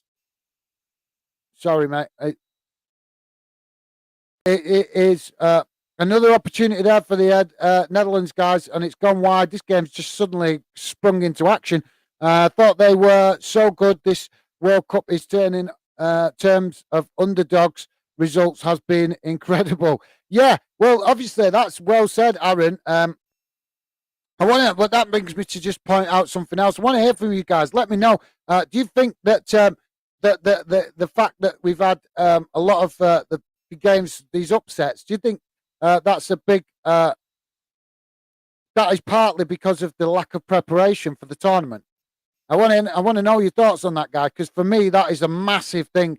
But what I'm meaning is, when we have a warm World Cup, normally it's in the summer, and there's normally like about 3-4 weeks before the tournament where the teams have preparation games, friendlies, and get the team tactics going, get the team gelling, that kind of thing. We've not seen that this World Cup, because it's squeezed in to the middle of the season and disrupted the whole club season, and we've had it squeezed in. There's no time for them friendlies for that preparation. And do you think that has been the difference in this tournament? Do you think that's why we've seen so many of these teams that we would normally expect to progress to the later stages? Do you think that's why they're not progressing to the later stages? Because they haven't had the time to prepare for the tournament like they would normally in a normal summer World Cup. Love to know your thoughts on that, guys, because that's definitely what I'm starting to think has played a massive impact on this tournament. But I'd love to know if you guys agree, disagree. Let me know in the comments. Love to know your thoughts on that theory. Where was I? So, guys, just quickly back to the game. Netherlands in possession in their own half. I will come back to the comments in a minute, guys. Just keep your comments coming in, and please do hit that like button and subscribe if you're new to the channel. It'd be very much appreciated. We are a new YouTube channel, still trying to get known in the YouTube community. So any support you guys can give will be massively appreciated. Like I say, lots to come from Fanden in the future, but for now we're just focused on getting ourselves a bit more known and let you guys know what we're about. Argentina are now stole the ball back off Netherlands through a bit of sloppy passing from the Netherlands, and now we've got a stoppage and another yellow card from the referee. The referee loves his yellow cards, doesn't he? And the player that's been booked is actually having a pop at the referee. He's having a right go at him, and I don't blame him. I'd have had a red. If I were playing in this game, guys, now I'd have had a red. I'd have been sent off by now because this referee is an absolute joke. He's on a power trip. Some people might say he's refereeing the game good. He is. But he's stopped the game too many times for me.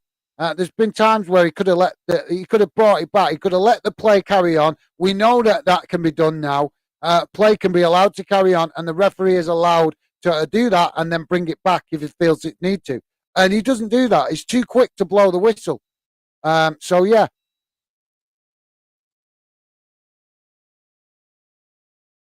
So Netherlands in possession and trying to get an attack, but that is a nasty tackle from the Argentina player. Oh, and now we've got a pitch invasion from the fans, guys, from the bench, guys. Oh, it's all going off. It's all going off here. And the referee is yet again blowing his whistle. Does anybody actually listen to him?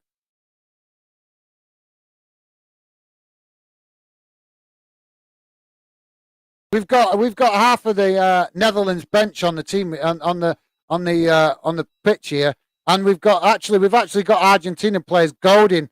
If you can see that, we've got some of the Argentina players who are actually goading the players on the bench.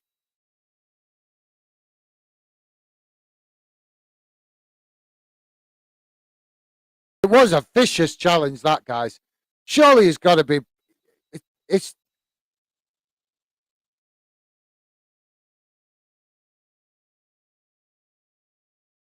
See, the player's relieved. He's relieved that he's not got a red card.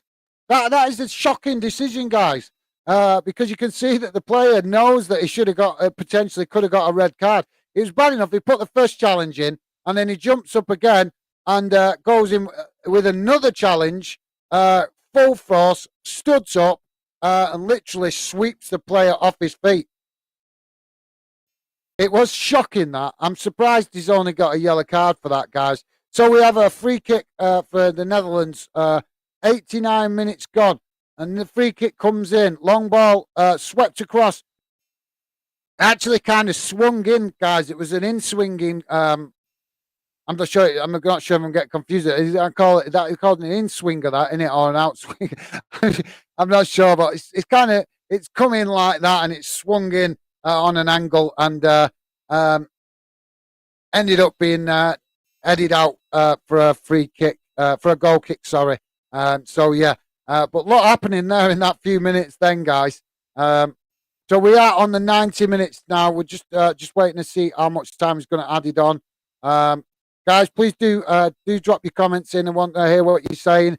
We'll come to the comments in a moment. Just seeing how much added time is coming. We're not getting told how much added time is coming here. 10 minutes.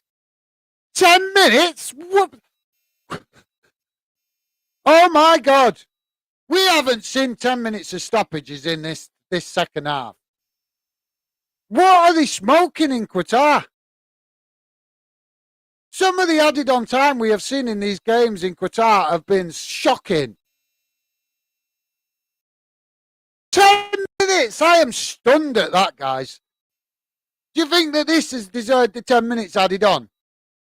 We watch club football week in, week out. How often do we see games with 9, 8, 9, 10 minutes added on?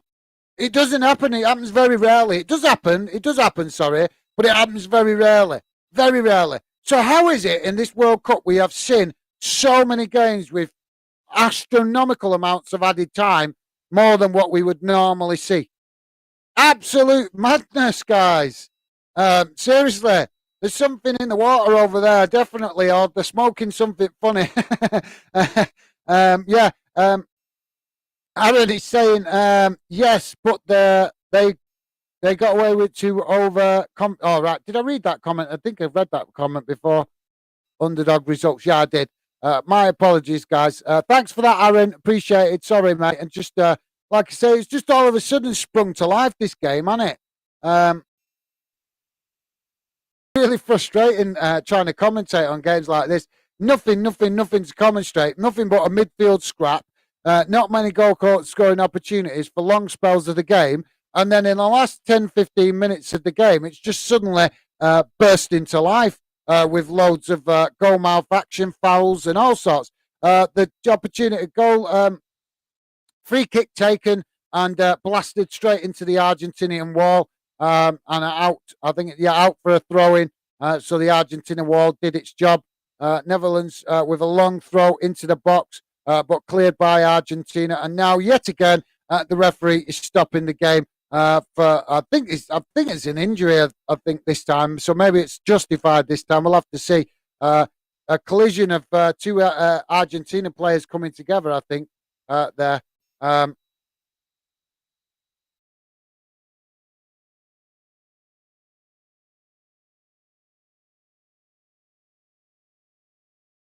Oh, stupid technology. Sorry.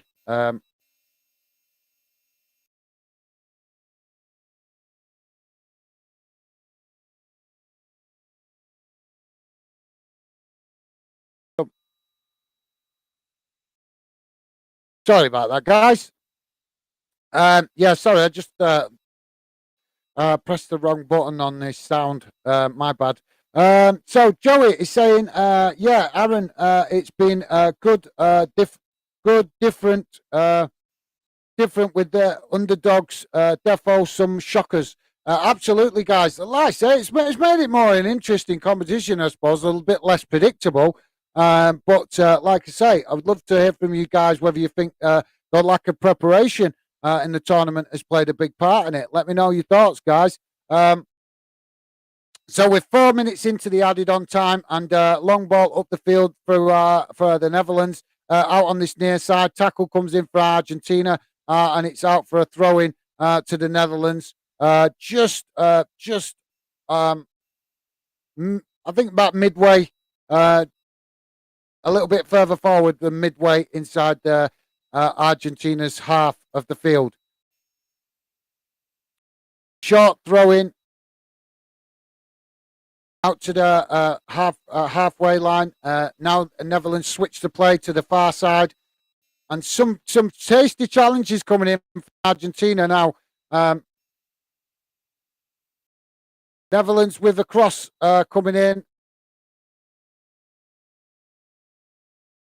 and now it's on this near side. Another cross coming in, headed away by Argentina, cleared the box, and now we've got the referee stopping, blowing a whistle again.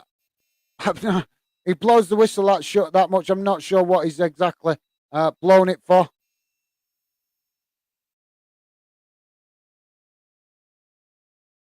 Yeah, there's been a lot of head tennis in this game, guys.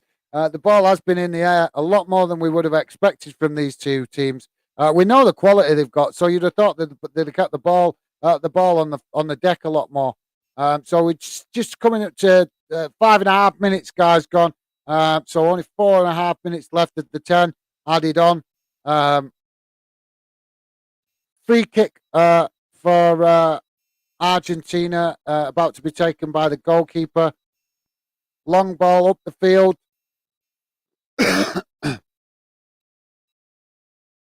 And it's headed out for throwing.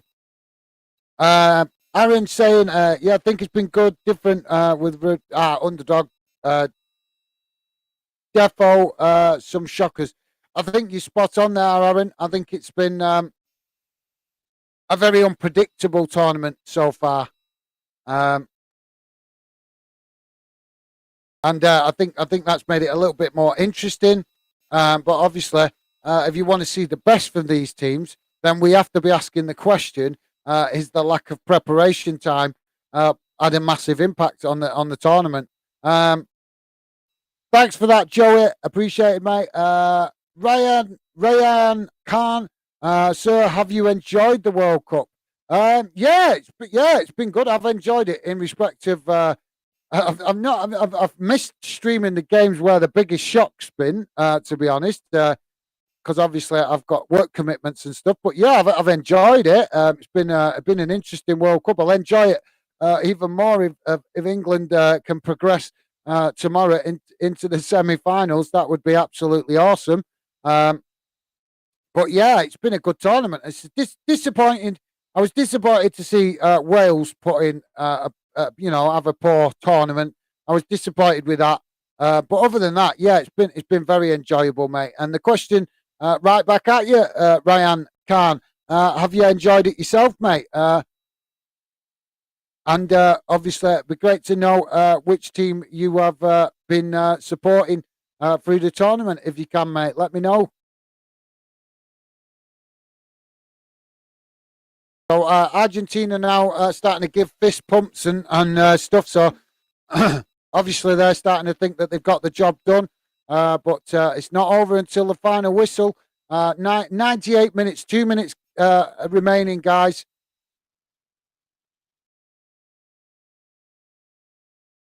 Like I say, guys, now do please do drop your comments in. It'd be great to hear from you.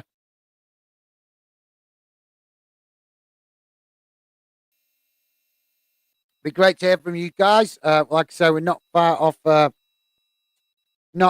end of the game now. So if you guys want to drop some comments in, then we can have a little bit of post match chat um, and hear what you guys have got to say. So Netherlands now back in possession, I think, with a free kick. And they're obviously going to kick this long up the field. Yeah, exactly right. Right up the field. And Netherlands I've tried to swing it out to one of their players on this near side, but Argentina, it fell to Argentinian player, and he's kicked it out for a throw in. Throw in comes in, but now we're having a bit of a scrap. We've got a scrap now, and we've got a free kick for the Netherlands. Yeah, free kick coming for the Netherlands. Netherlands player just squeezed out of it, and 30 seconds remaining, guys.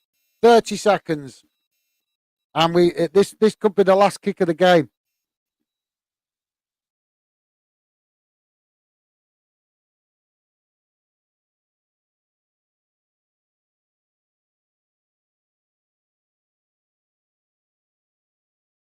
So yeah, just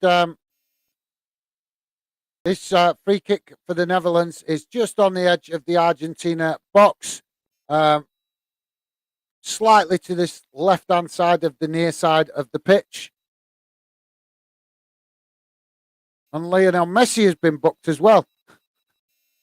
See what I mean? It'd be interested to see how many cards this guy's dished out. This guy is an absolute disgrace of a referee.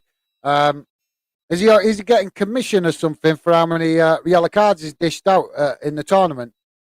Because he's got to be asked, hasn't it, guys? I think he's a commission-based referee. Oh, and it cheeky! Netherlands have scored! What a shocker, guys! What a shocker!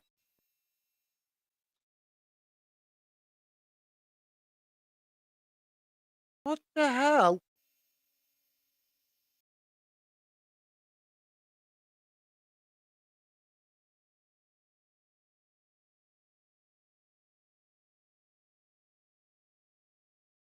Oh, I'm fed up with this technology. So it looks like we're going to extra time. Sorry, guys, my earphone has just died. I'm not a big fan of these wireless earphones. They just don't hold enough charge. So sorry, guys. Sorry about that. Obviously, I'm trying to get rid of the sound. Oh, come on.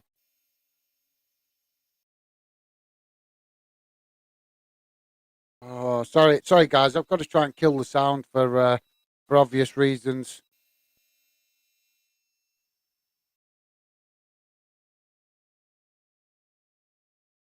Come on. Typically, technology works all against me, right? When something crucial happens in the game. Sorry, guys. Just bear with me a second. Stupid technology.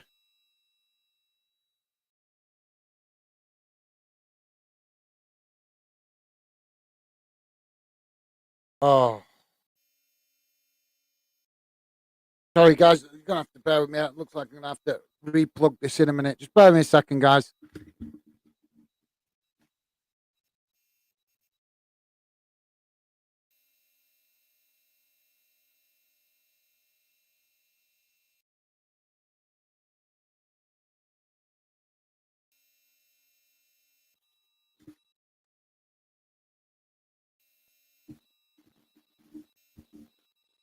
Sorry about that, guys.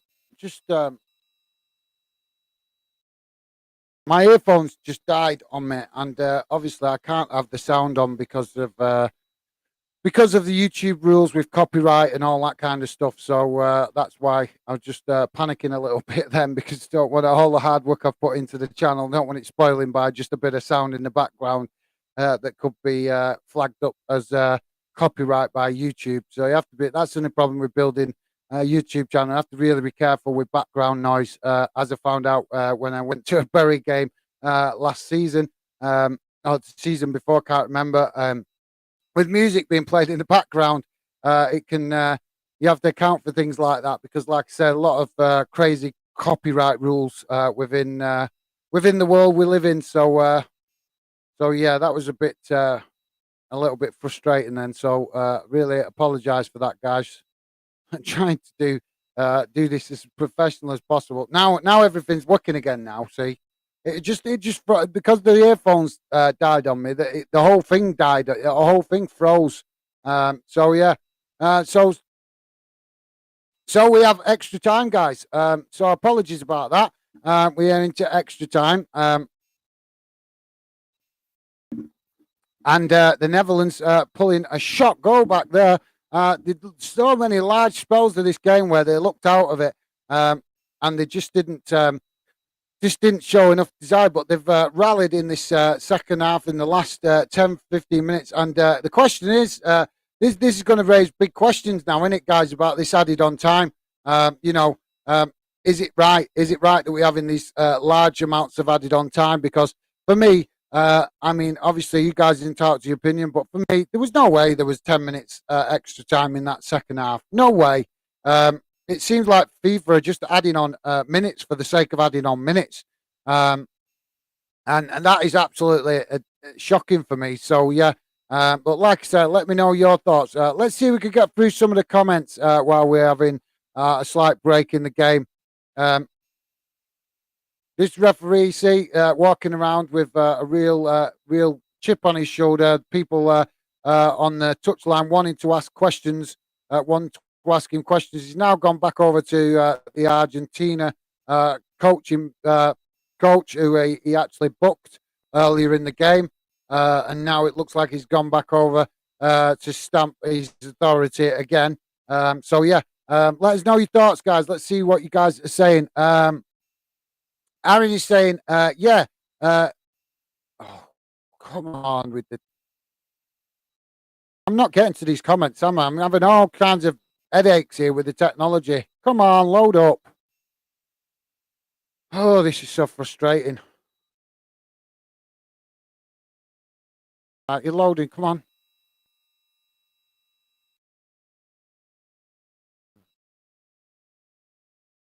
There we go.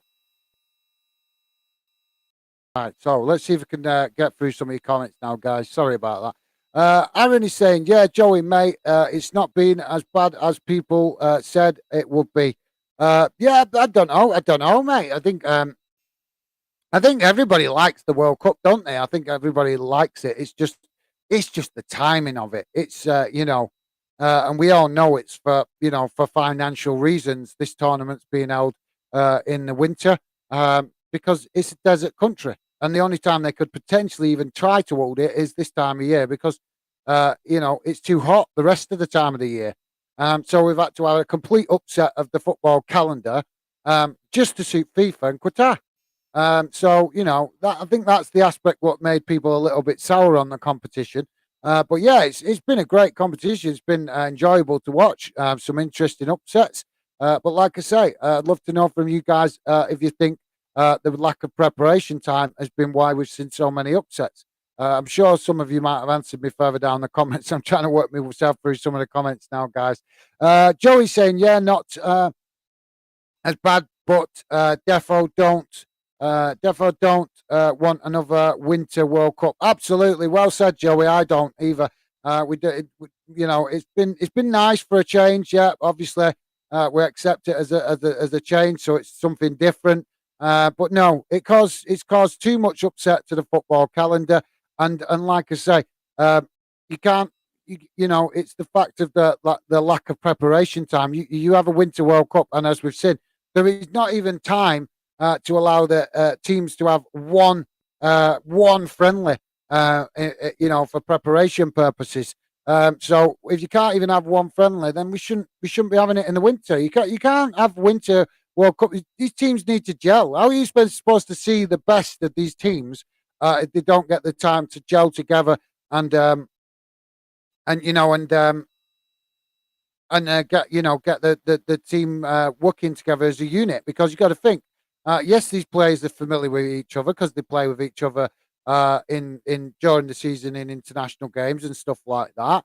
Uh, but but um, but it doesn't do the best for the tournament if there's no preparation.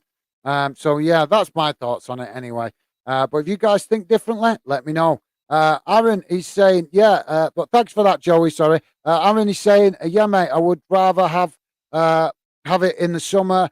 It feels better and move more suited to the summer. I think it's just uh, because of the weather in Qatar. Yeah, absolutely. It's because, like I said, Aaron, it's a desert country, mate. It's a desert country, so you can't have a World Cup in um, in a desert country like you can in the rest of in other parts of the world, because you have to take for the fact that players can suffer from heat exhaustion and things like that. And luckily we haven't seen any players affected by our. If we have, I've missed it. I've not noticed any players affected too much by the heat. But it's one of them, isn't it? It's kind of it just fits better in the summer. And for me, the reason, forget whether Qatar, what FIFA want to do, forget all that. It's the upset to the football calendar, guys. We already know club football is intense enough, and we're having competitions like the English League Cup and the other competitions being scaled back and being given. You used to have replays in the FA Cup, you used to have replays in the League Cup. They've been scrapped. They've been scrapped to suit the rich clubs of football, and now FIFA wanting to add pressure to them competitions by putting World Cups in the middle of winter and stuff. We have to respect the traditions of the game. And for me, making another competition a lesser competition, because for me the FA Cup, for example, has been a fantastic competition for years. A cup competition that a lot of people around the world are interested in, and you're watering it down when there's no replays. There's no replay, so you're watering it down, because for years, for 100 years or however long it's been going, there has always been the opportunity for lower league clubs to play and get a draw and get a replay to help them generate better money. That has now been scrapped to suit clubs in the Champions League. And it's an absolute disgrace. And now we're having FIFA also wanting to impact the season with their big ideas about Winter World Cup. So, yeah, for me, it's been nice. But no, in the future, like Aaron says, it's better in the summer, much better in the summer. There's more time to get the tournament played. And I think we enjoy it as well, guys. There's nothing better than in the summer. You go to your local pub and sit in the beer garden, have a few beers and watch the game, because you can have monitors outside in the summer and get fans getting together and get a real fan atmosphere and a community going and get a togetherness going. You can't put big screens out in -2 and minus. Well, you can, You can, but we don't live in Russia. We don't take ice baths like the Russians do. Most of Europe likes to hibernate when the cold weather turns up, don't they, guys? So yeah, um, like I say, for me, the World Cup after this time, it needs to go back to the summer. But thanks for that, Aaron. Much appreciated, mate. Well said. Some great points there. Dylan is back. Hi, mate, back again. I need a quick bite to eat as I hadn't eaten. I've not eaten, mate. Don't worry about it. I'm trying to stick to the program. I'll eat after I'm finished. Bite to eat, and as I hadn't eaten since earlier. Hope all is well for you. Has it been an entertaining game? I don't know about entertaining. It has got entertaining now, but I think in the first 70 minutes, it was a bit dull. I think other people might think differently, but I think the first 70 minutes of the game was really disappointing. I think it's got a lot more interesting towards the back end of the game, and like I say, um, it's now become a little bit more interesting with Netherlands obviously grabbing them late equalisers. But no, for early on, it was all very very one sided from Argentina, and to be honest, Netherlands have turned it round and equalised from nothing because it didn't look like they were going to get even a goal at one point because they were so shocking going forward. But they've clearly something has kicked in mentally, whatever it is, I don't know. And they've really risen to the occasion, and they've managed to equalise and find themselves still in the potential to qualify. So it did look. I don't know. Guys, let me know. I thought on the 80 minutes when Argentina scored that penalty, I thought it was game over. It looked that way because we hadn't seen enough from the Netherlands um, to give us any kind of suggestion that they could pull it back round. But like I say, this is why we love these tournaments, isn't it, guys? This is why we love knockout competitions because in a one-off game, anything can happen. So yeah, thanks for that, Dylan. Appreciated, mate. Appreciated coming, dropping in, and letting us know your thoughts and asking with regards to the game. But yeah, thanks for that, Dylan. I've lost my rhythm a bit with all them bloody technical gremlins there. So yeah, 5 minutes gone in extra time, guys, and it's um, Argentina in possession. Stevie, if you could just come and grab that. Have you got the extension, if you could, please, Stevie, for the earphones?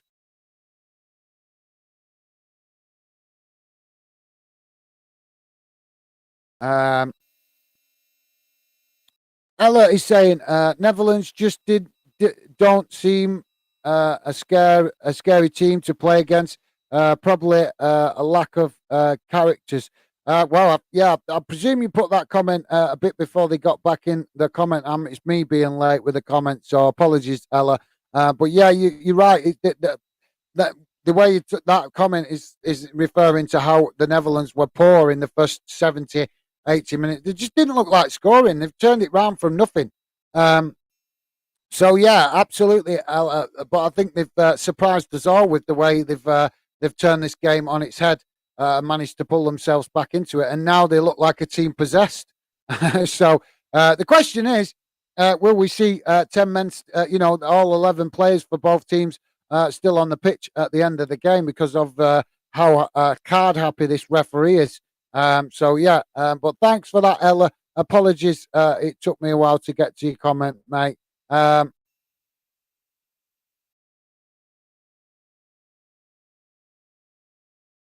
Guys, you know where that extension lead is for these? Um, Aaron is saying, no, so I'll just have to manage. Aaron is saying, I hate that blow referees blow the whistle so often. It's if there's loads of proper fouls, yes, but don't blow the whistle for stupidness like managers showing passion. Uh, it frustrates me so much seeing this. Absolutely, Aaron. Yeah, I was. I mean, I don't know if you might have missed my rant. I think it was in the first half. I did have a bit of a rant about it because the referee obviously give the Argentina coach a yellow card, and I totally agree. Spot on, Aaron. Well said, mate. Well said. I think the referees these days are just too much in love with their own egos. You know, as soon as it was announced that referees would start having power outside of what is going on the pitch, I disagreed with it because it's just the football authorities, the likes of the English FAs, the UEFA, FIFA. It's just them wanting to have more power and control. It's a power trip. That's what it boils down to. Um, and the fact that they are punishing managers that show that emotion and passion on the pitch, well, I'm sorry, but that's that goes against everything that we're supposed to be in the Western world. The part that the Western world is always ranting on about freedom.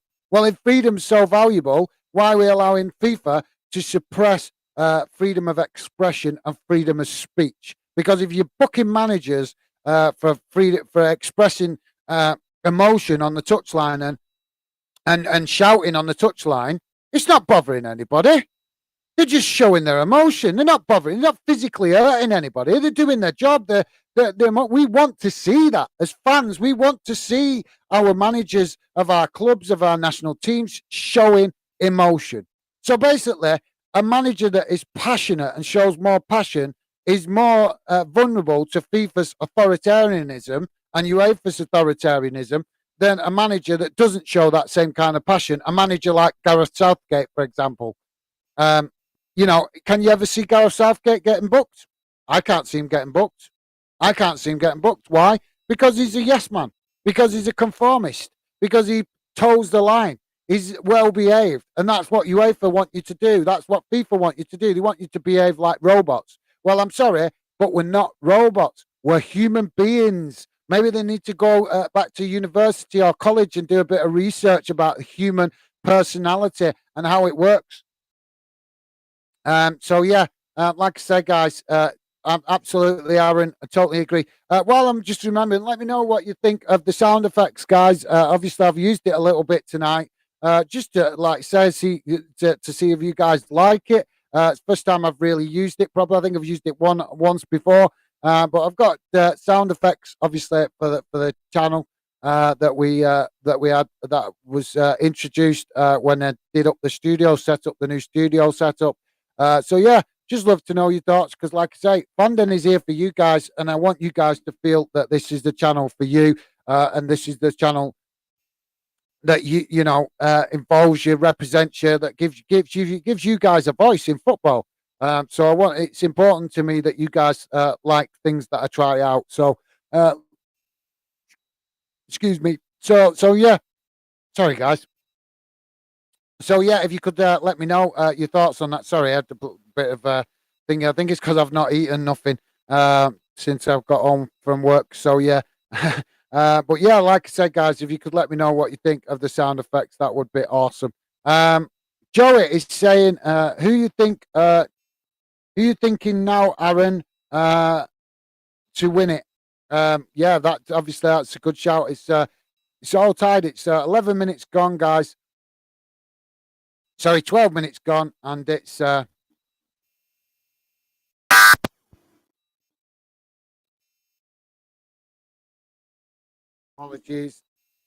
apologies, guys. I can't hear myself now, can I? Apologies. Hopefully, you can all hear me. You'll have to, Stevie, if you could let me know if the sound's still all right on the microphone when you go in there.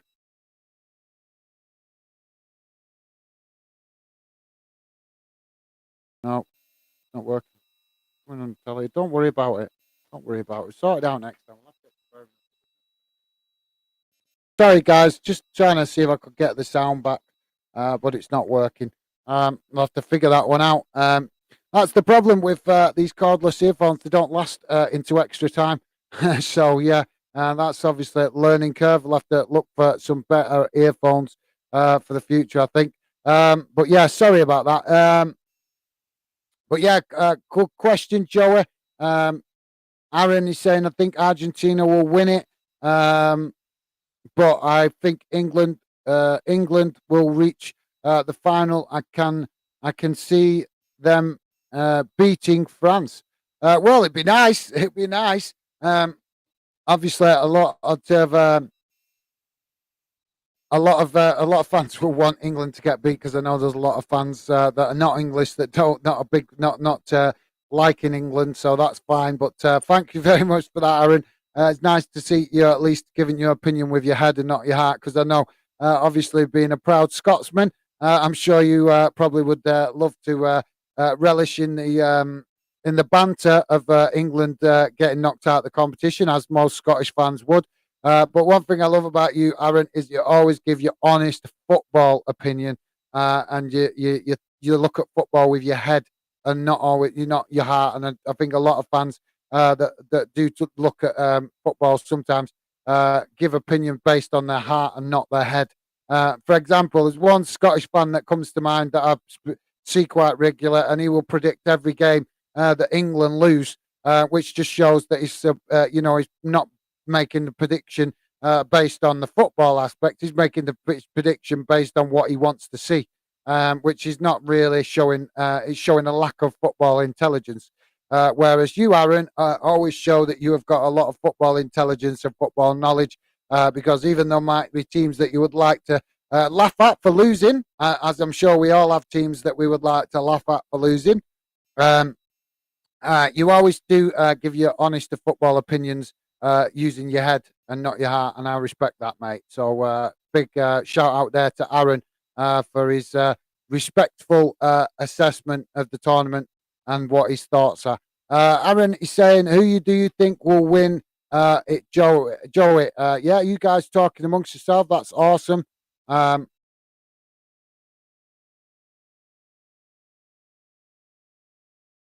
Got to say England. Joey's saying, got to say England can't bring them bad luck now. Laugh out loud. Yeah, well said, Joey. That's obviously I think a lot of England fans will be thinking, you know, doing all the crosses and everything to try and bring as much good luck to the team. But I think for me with England, it's all how they start the game. If they start the game with the right attitude and the right commitment and desire, then I think they're in with a good shout. But if they start the game slow, like we saw in the previous game, then France are a kind of team that will capitalise on that and they will take advantage of that. So we'll have to see. But yeah, let's fingers crossed, Joey. Let's hope England do get a positive result tomorrow and qualify for the semi-finals. Only time will tell. 24 hours to go. Also, well, just less than 24 hours to go now, innit? Um, Aaron Hart. Yeah, I'm hoping England won't win it, obviously, but can't doubt that talent. Um,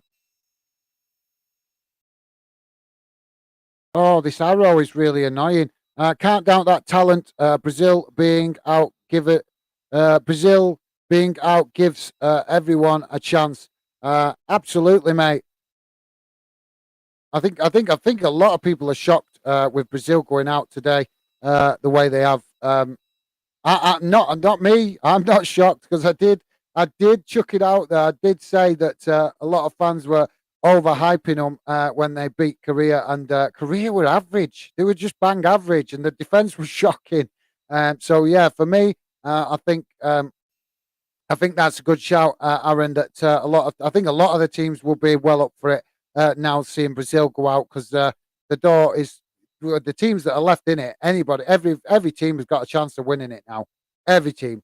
I know that a lot of people will still probably have the favourites, but any of the teams that are left in it now have got an excellent chance to go and win the competition now.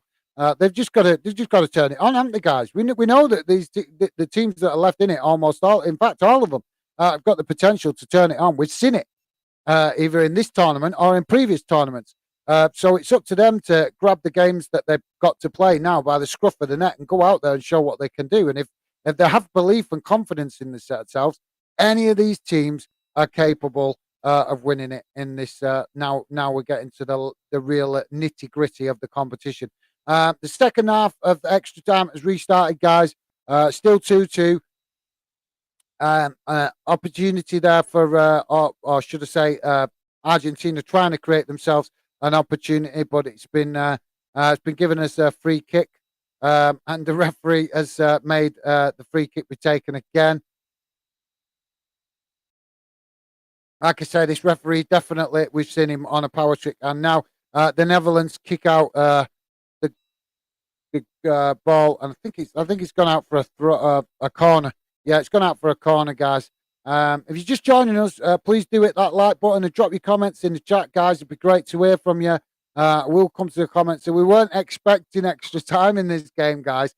So obviously, I was going to do a bit of a chat with you guys post match with not expecting, but then the Netherlands had their own ideas and decided to turn the game on its head. And so now we are in extra time. But yeah, like I say, love to hear what you guys have got to say on this game or any other World Cup games or even club football if you want to give that a mention. Like I say, Fanden is here for you guys to hear what you've got to say. You hear plenty of what I've got to say, and I want to hear what you guys have got to say. Um, Argentina have just wasted their bit of possession and lost it to the Netherlands. Long ball back up the field from the goalkeeper, but Argentina regained possession. I've noticed the ball's been in the air a lot more than we'd expect from these two teams. And I think now we've got another stoppage for a free kick. This referee has stopped this game so much. It's an absolute disgrace how much he has stopped this game. So, yeah, Argentina in possession with a free kick midway inside their own half. Aaron is saying, "What is the Bolton vs United game, guys? Oh, sorry. When is the Bolton v United game? It's on Tuesday, mate. Tuesday night, I think it is. Um, yeah, I'm sure it's Tuesday. I'm sure it's Tuesday. But they've got a big game before then against. Is it Shrewsbury? I think they play Shrewsbury on Saturday. So that's obviously an important game as far as Bolton's concerned. So yeah, just a midfield battle at the minute, guys. Not much to really report. Just long ball down the field from Argentina from back to front, but it's gone straight to the goalkeeper, and he has now kicked it out for a throw-in. Did I get all the comments? Ah, right, I did. Yeah. Um, Keaton Townsend, how's it going, mate? My nephew, Keaton, dropping in. Appreciated, mate. Come on, the Netherlands. Right, fair enough, mate. Obviously, Keaton wanting the Netherlands to win. That's not wrong with that. Fair enough, mate. Obviously, I was a little bit myself, to be fair, from the beginning of the game. But Argentina have shocked me in this one because they played completely different to how I expected. Because as I said earlier in the stream, I always see Argentina as a very possession-based team.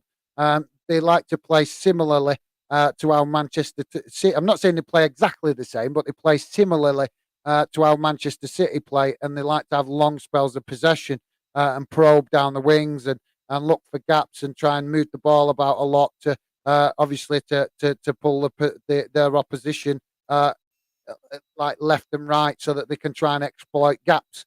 But we haven't really seen that in this game. And I've got to give credit to Argentina because that's a surprise to me.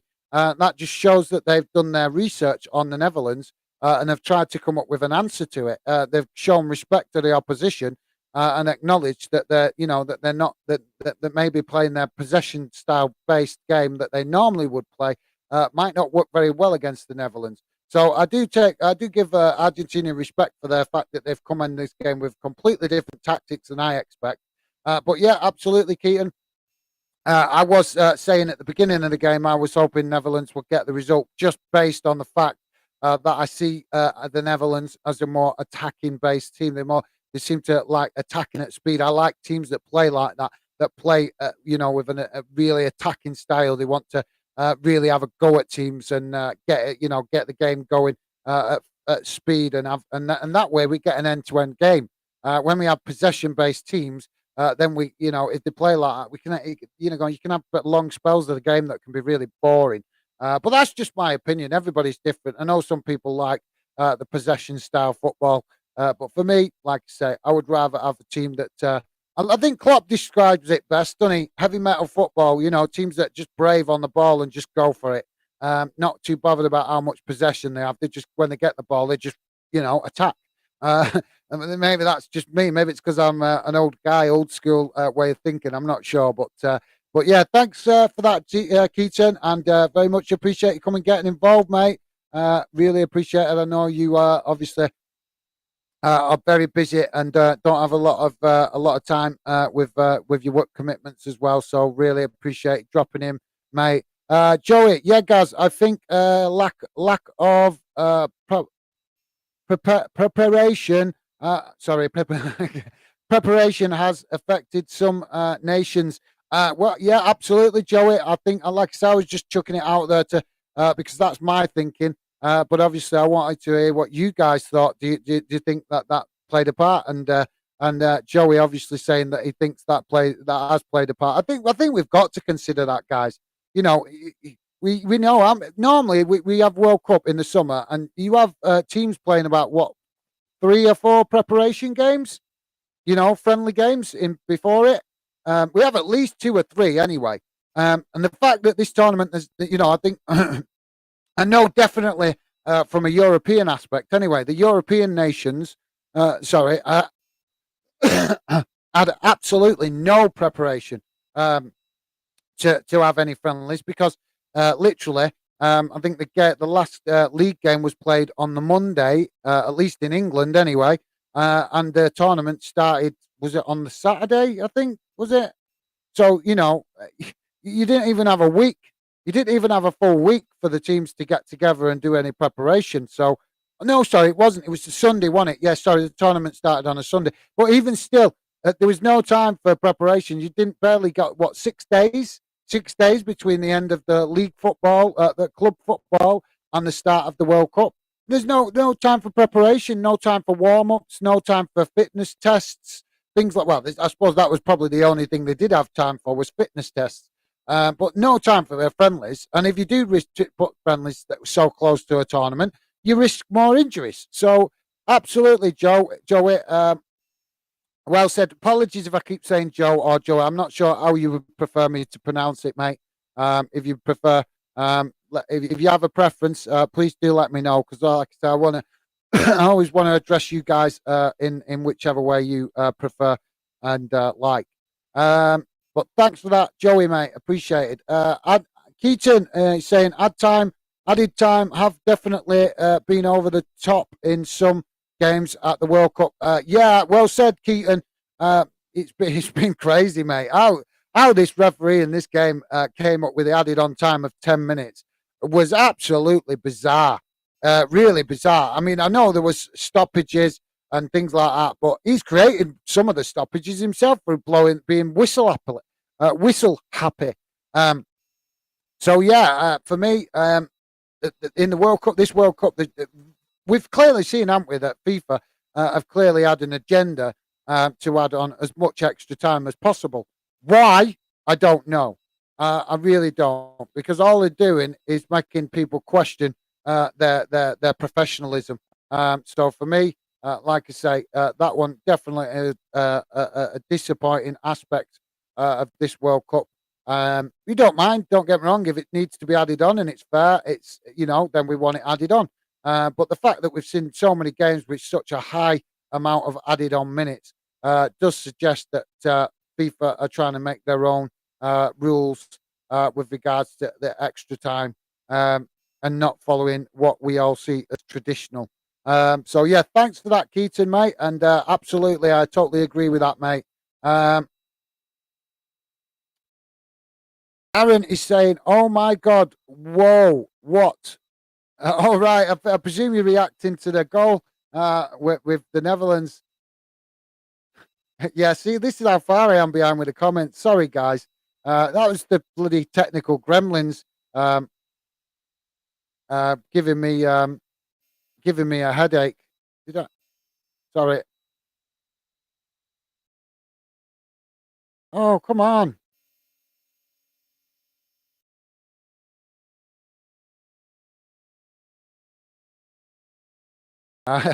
Aaron saying, obviously, Keaton saying getting Netherlands, so he was happy with the equaliser.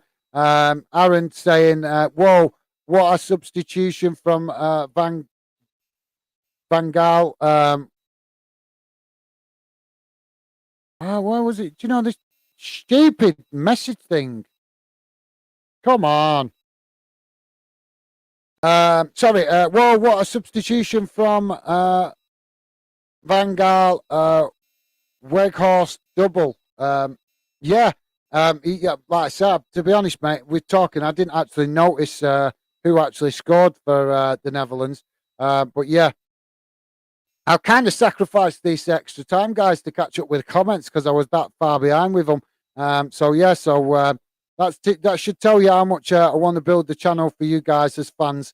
The fact that I'm trying to get better at the match commentary, but in this extra time, I've hardly actually even touched on the game too much because, like I say, I want to give you guys the respect for making the effort, coming, getting involved.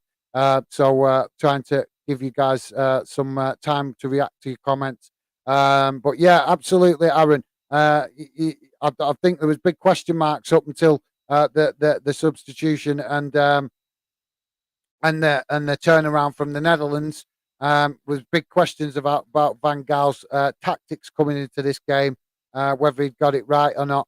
But like you said, it looks like he's took the pressure off himself with the substitution. But like I said, I wasn't sure it was actually the same play because, like I said, trying to react to the comments and watch the game, it can be a lot to take in sometimes. So yeah, thanks for that, Aaron. Ella, I think my comments look stupid now, but on but oh well. No, it didn't, Ella. It's my bad. It's my bad. Like I said, I had Gremlins. My earphones died. I've got new earphones to listen to the game, and I've bought hands free, not hands free, wireless ones. Obviously, trying to get less wires around where I'm working. But they're great. They only last one game. They literally last 90 minutes and then they die. When it comes to extra time, they don't work. And what it did was because they died, it froze all me screen and everything. So I had to stop what we're doing, get up and unplug it and replug it in to get it to sort itself out. It just so it was my fault. So not your fault, Ella. Don't worry about it. Like I say, it was my fault being slow on the comments. But as I've expressed to you guys, when we're doing the match watch alongs, I do obviously need to try and also uh, react to give you guys the chance to chat on in the chat and comment and react to you comments, but also need to commentate on the game as well because we're doing a lot of these match watch alongs to let new fans find out about football fandom, so that we can build the fandom community and get more fans interested in what we're trying to do. So obviously, when I do the match watch alongs, I will be looking. I'm trying to teach myself to get the balance of learning how to do match commentary and also involving you guys in the chat as much as possible. So yeah, not your fault, Ella, my fault. Don't worry about it, mate. But thank you very much for expressing your thoughts on that. And Aaron is saying, yeah, mate. That's why I think the biggest nations have struggled. There's not much. They're not used to the really hot, musty weather of Qatar. I think altogether, the arrows really do my head in. Altogether, it's a disgrace having it in winter and in Qatar. Well, I've no problem with having it a Winter World Cup if it was for the right reasons as a one-off. But we all know, don't we? We all know why this. You guys, the documentary is on there. I think it's on Netflix or something. There's a documentary about FIFA. Go and watch it. Go and watch it. It tells you everything about how this competition came to be in Qatar, and it's shocking, absolutely shocking. And when you see it, you'll probably want to sign the petition to get FIFA out because it's an absolute disgrace. I'm sure it's on there, guys. Have a look. But it's definitely an interesting watch. It tells you all about FIFA and their activities over the last 10 years, 15 years, whatever it is, and you get a clearer picture of why this World Cup has come about and how FIFA have been conducting themselves. It's quite shocking, guys, and it's a bit of an eye opener. And it begs the question: if FIFA are doing that, how much are the other football authorities up to no good behind the scenes that we don't see? So yeah, but definitely recommend you guys go and check that out because it's. I watched it I think it was about a month or two ago, and it was an amazing watch. Really, I knew FIFA there were things wrong with FIFA, but yeah, that really give you the ballpark of the issues around FIFA. Um, so, guys, extra time's finished. It's going to go to penalties. It's going to be basically down to the lottery of it now, guys. Um,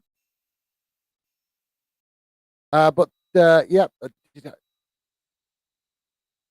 So thanks, Aaron. Aaron also said, I think in recent years, FIFA have been a disgrace with the refereeing and the whole ongoing organization, of a lot of World Cups in recent years. It's been a disgrace. FIFA need to sort it out. Now, FIFA needs to be sacked, mate.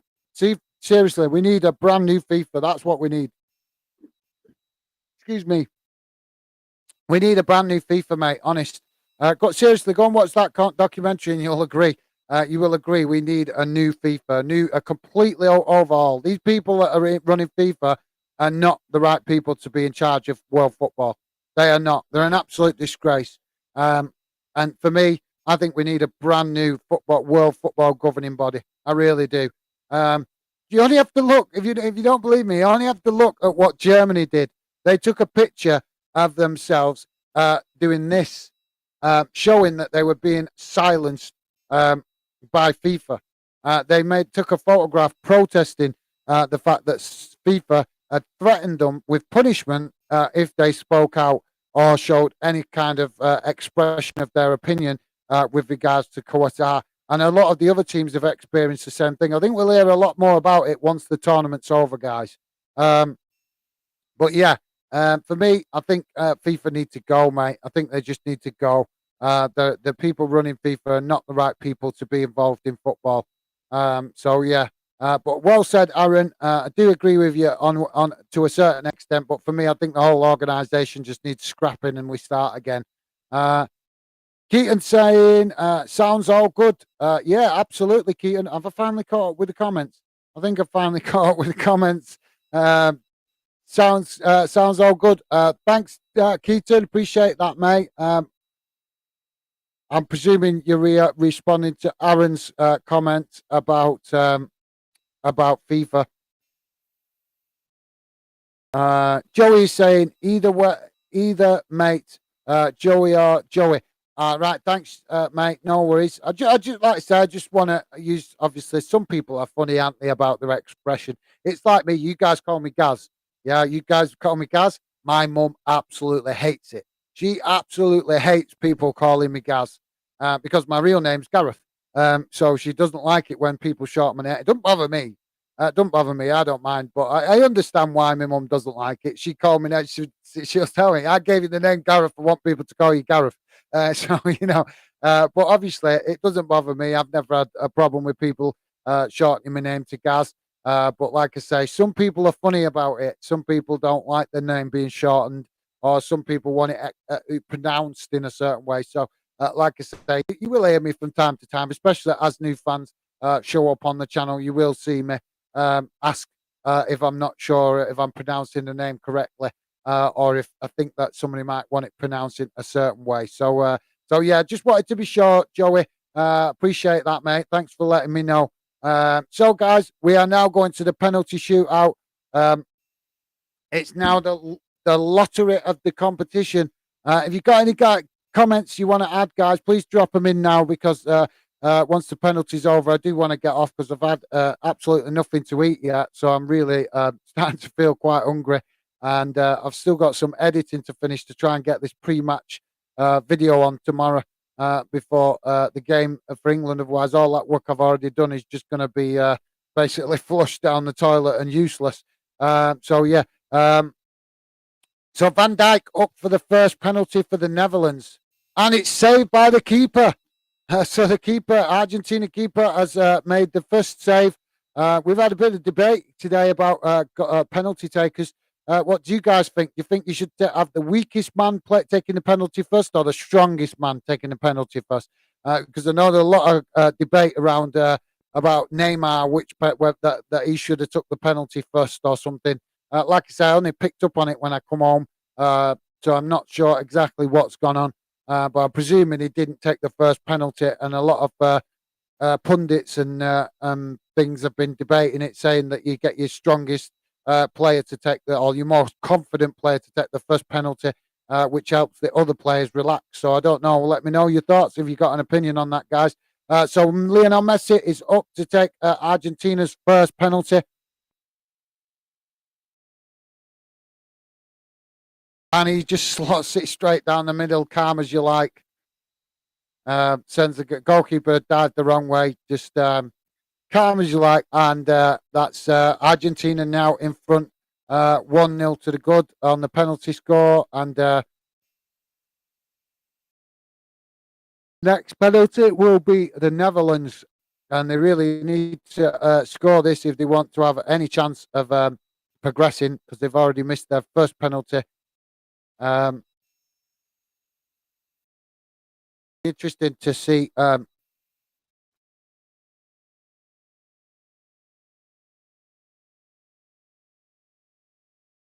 Netherlands have missed their next penalty.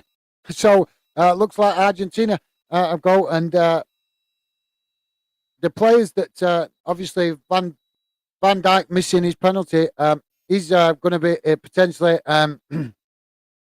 returning to the Liverpool squad if Netherlands go out. And if you didn't know, guys, Liverpool actually out that way. They're in Dubai at the minute. They're doing a warm weather training camp in Dubai. So they're not far from Qatar, but Dubai is just literally across the border. Any Liverpool players that drop out the international team, their international team dropped out, won't have far to travel to get back with their club team if they're a Liverpool player. Next penalty coming up, guys. So it's currently 1-0 to Argentina. And here they go for the second penalty. So Argentina now scored both of their penalties, and Netherlands have missed both of their penalties. So it could all be over with the next penalty.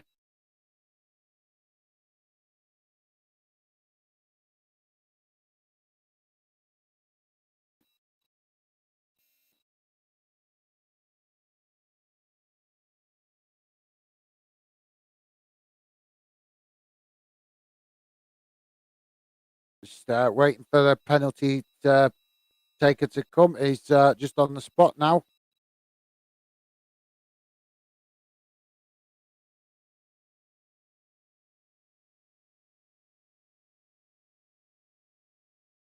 Netherlands will be well hoping to slot this one away. And they've slotted that one away, guys. So it's 2-1 to Argentina on penalties. That's 3 taken for Netherlands and 2 taken for Argentina.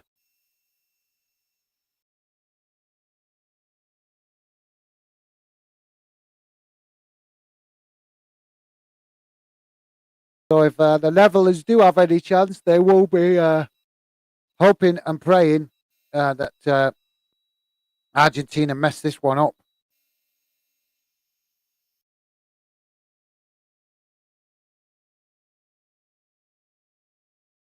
And Argentina score it, so it's almost done. They're gonna if they score their next penalty, then then it's beyond the Netherlands' reach. Or if the Netherlands missed this next penalty because they got the penalty, sorry, yeah.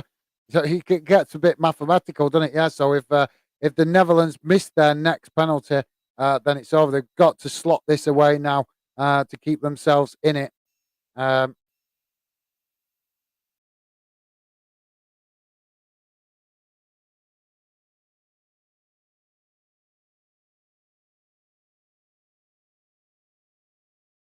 and he slotted it, sent the goalkeeper the wrong way, slotted it to the left, and it's uh, Netherlands have managed to score that one. So, but it could all be over with the next penalty now for Argentina. If they slot this away, it's job done for them.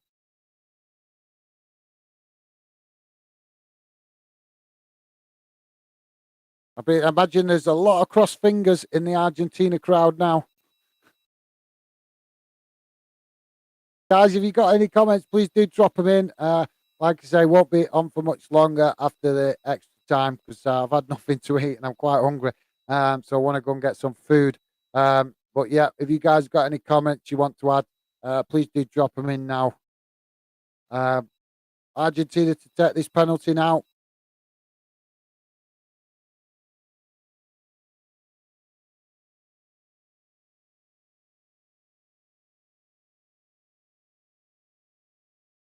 And it's wide. It's wide.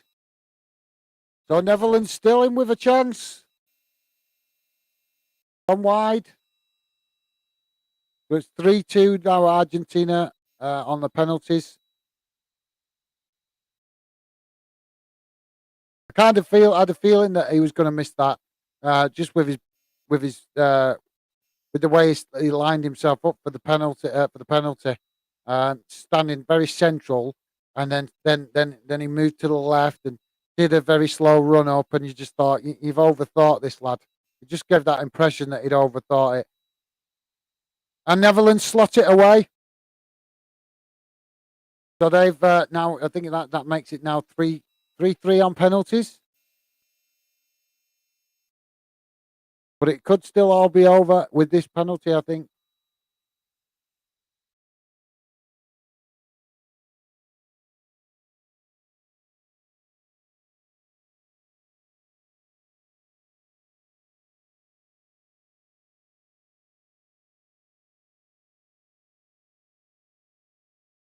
For Argentina to take their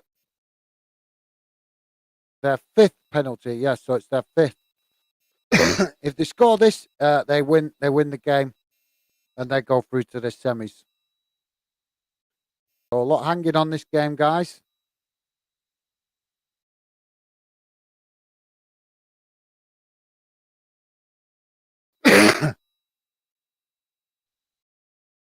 Oh, sorry, this penalty, and they've slotted it away. So Argentina go through to the semis, and the Netherlands will go home. This is deserved, to be fair, guys. It is deserved because apart from the last, as much as I do would have liked to have seen the Netherlands go through, it would have been nice.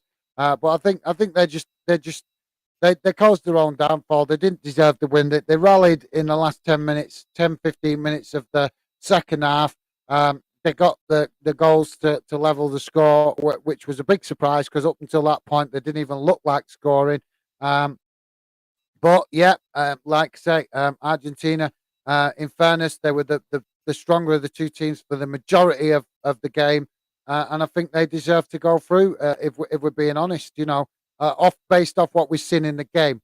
Obviously, I know people will have their personal preferences, this, that, and the other, but based on the evidence of what we actually saw in the game, it did look like Argentina looked like the stronger team, and did more to try and win it as well. Like I say, the uh, the Netherlands. Sorry, it just went out my head then for a minute. The Netherlands just didn't do enough. Just didn't do enough earlier in the game. So if they're disappointed to go out, they've got to really have a long hard look at themselves because I don't think they clicked enough to take to get the result in this game and do what was needed. So yeah, congratulations to Argentina. They're through to the semis, and the Netherlands will return back to Europe. Um, Disappointed, but like I say, I think at least um, I think they're going to go home and have a long hard look at themselves if they've got anything about them because they are a very passionate football nation. Um, but yeah, for me, I think the tactics early on in the game cost them. Keaton is saying Martinez hate it when United play against Aston Villa. and he is in, the net. In net. Right. Fair enough. That threw me off then. Sorry, Keaton. Switching to club chat. Um,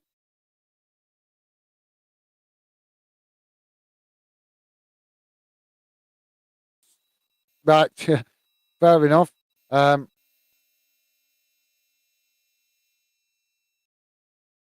come on.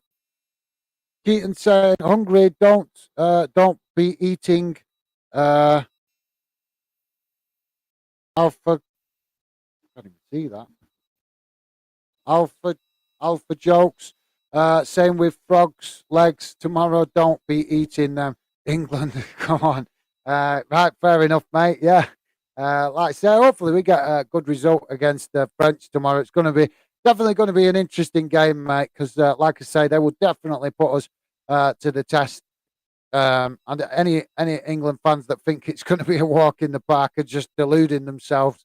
It's going to be a real tough test tomorrow against the French. I expect them to give us the most interesting and most challenging game that we've had so far in the tournament. But yeah,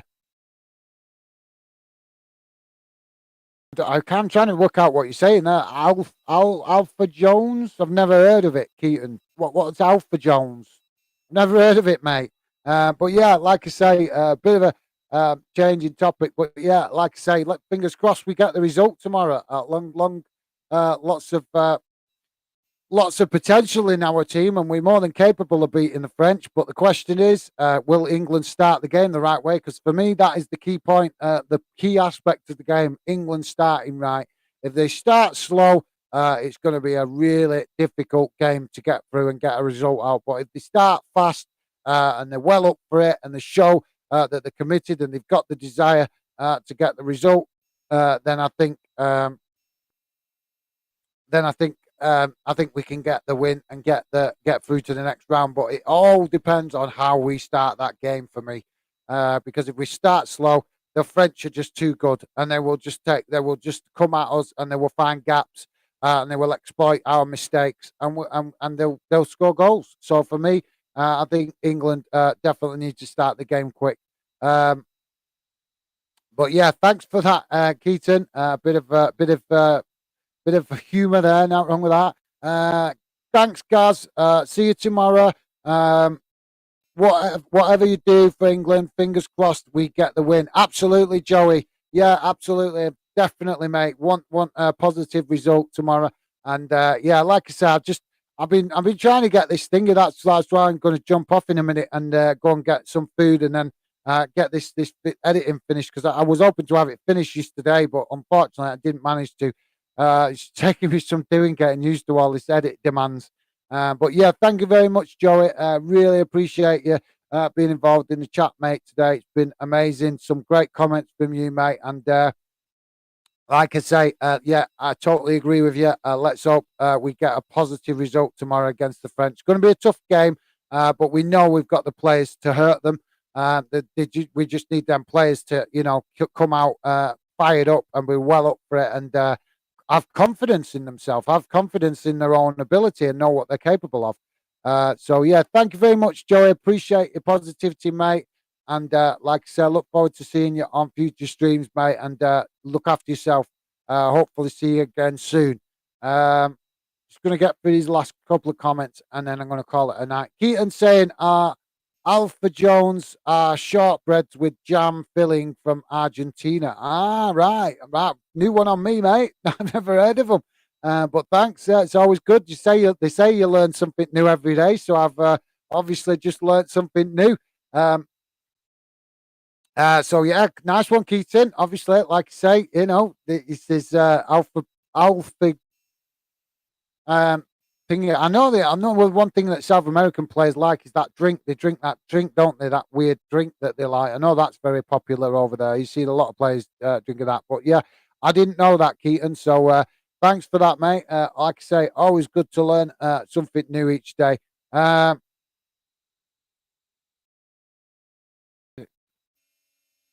the comment gone? Sorry, stupid thing. Come on. Night, UG. Hope to see you on tomorrow. Yeah, no worries. Tomorrow for England game. Yeah, like I say, mate, I will be on tomorrow. Just haven't quite decided whether to do the match watch along or do the post match reaction. But I'm not sure. I'll have a think about it when I come off. But thank you very much, Keaton. Really appreciate your support, mate, and really appreciate you coming getting involved. And yeah, you get yourself off, mate. Go and get some rest because I'm presuming you've got an early start in the morning, mate. And love to you and the family. I'll hopefully speak to you very soon, mate. Because like I said, I'm not supposed to catch up with you on the actual, catch up with you not on the channel, but off the channel soon. So yeah, look after yourself, mate, and like I said, get rested up because, like I said, I know you're probably up early in the morning. So take care. So, guys, that's it from me. Really appreciate all your comments tonight. It's been a good stream. The game was a little bit disappointing in the earlier stages, and it didn't really spring to life until late in the game. Um, Argentina did look the better of the two teams, so I think they deserve to go through. And I know, obviously, some fans might have wanted it different, but we have to be honest, guys. They did earn it. They played the better of the two teams and deserved to go through. So we can only look at it in the honest way like that, and they got the result that they deserved in fairness. I think the Netherlands, even though they did well to spring back into action, I think overall their performance was really disappointing because I know that they're capable of better than that. They are a good team. They've got some good players in that team, but they just didn't click today for some reason. So yeah, but that's it. Like I say, that's it for me for now, guys. I will be back tomorrow for the England v France game. Not sure, like I say, whether it be match watch along or live or post match yet, but we will be back in some capacity tomorrow for that one. So, like I say, look after yourself, guys. All stay safe out there, and I will look forward to seeing you again soon. Bye for now.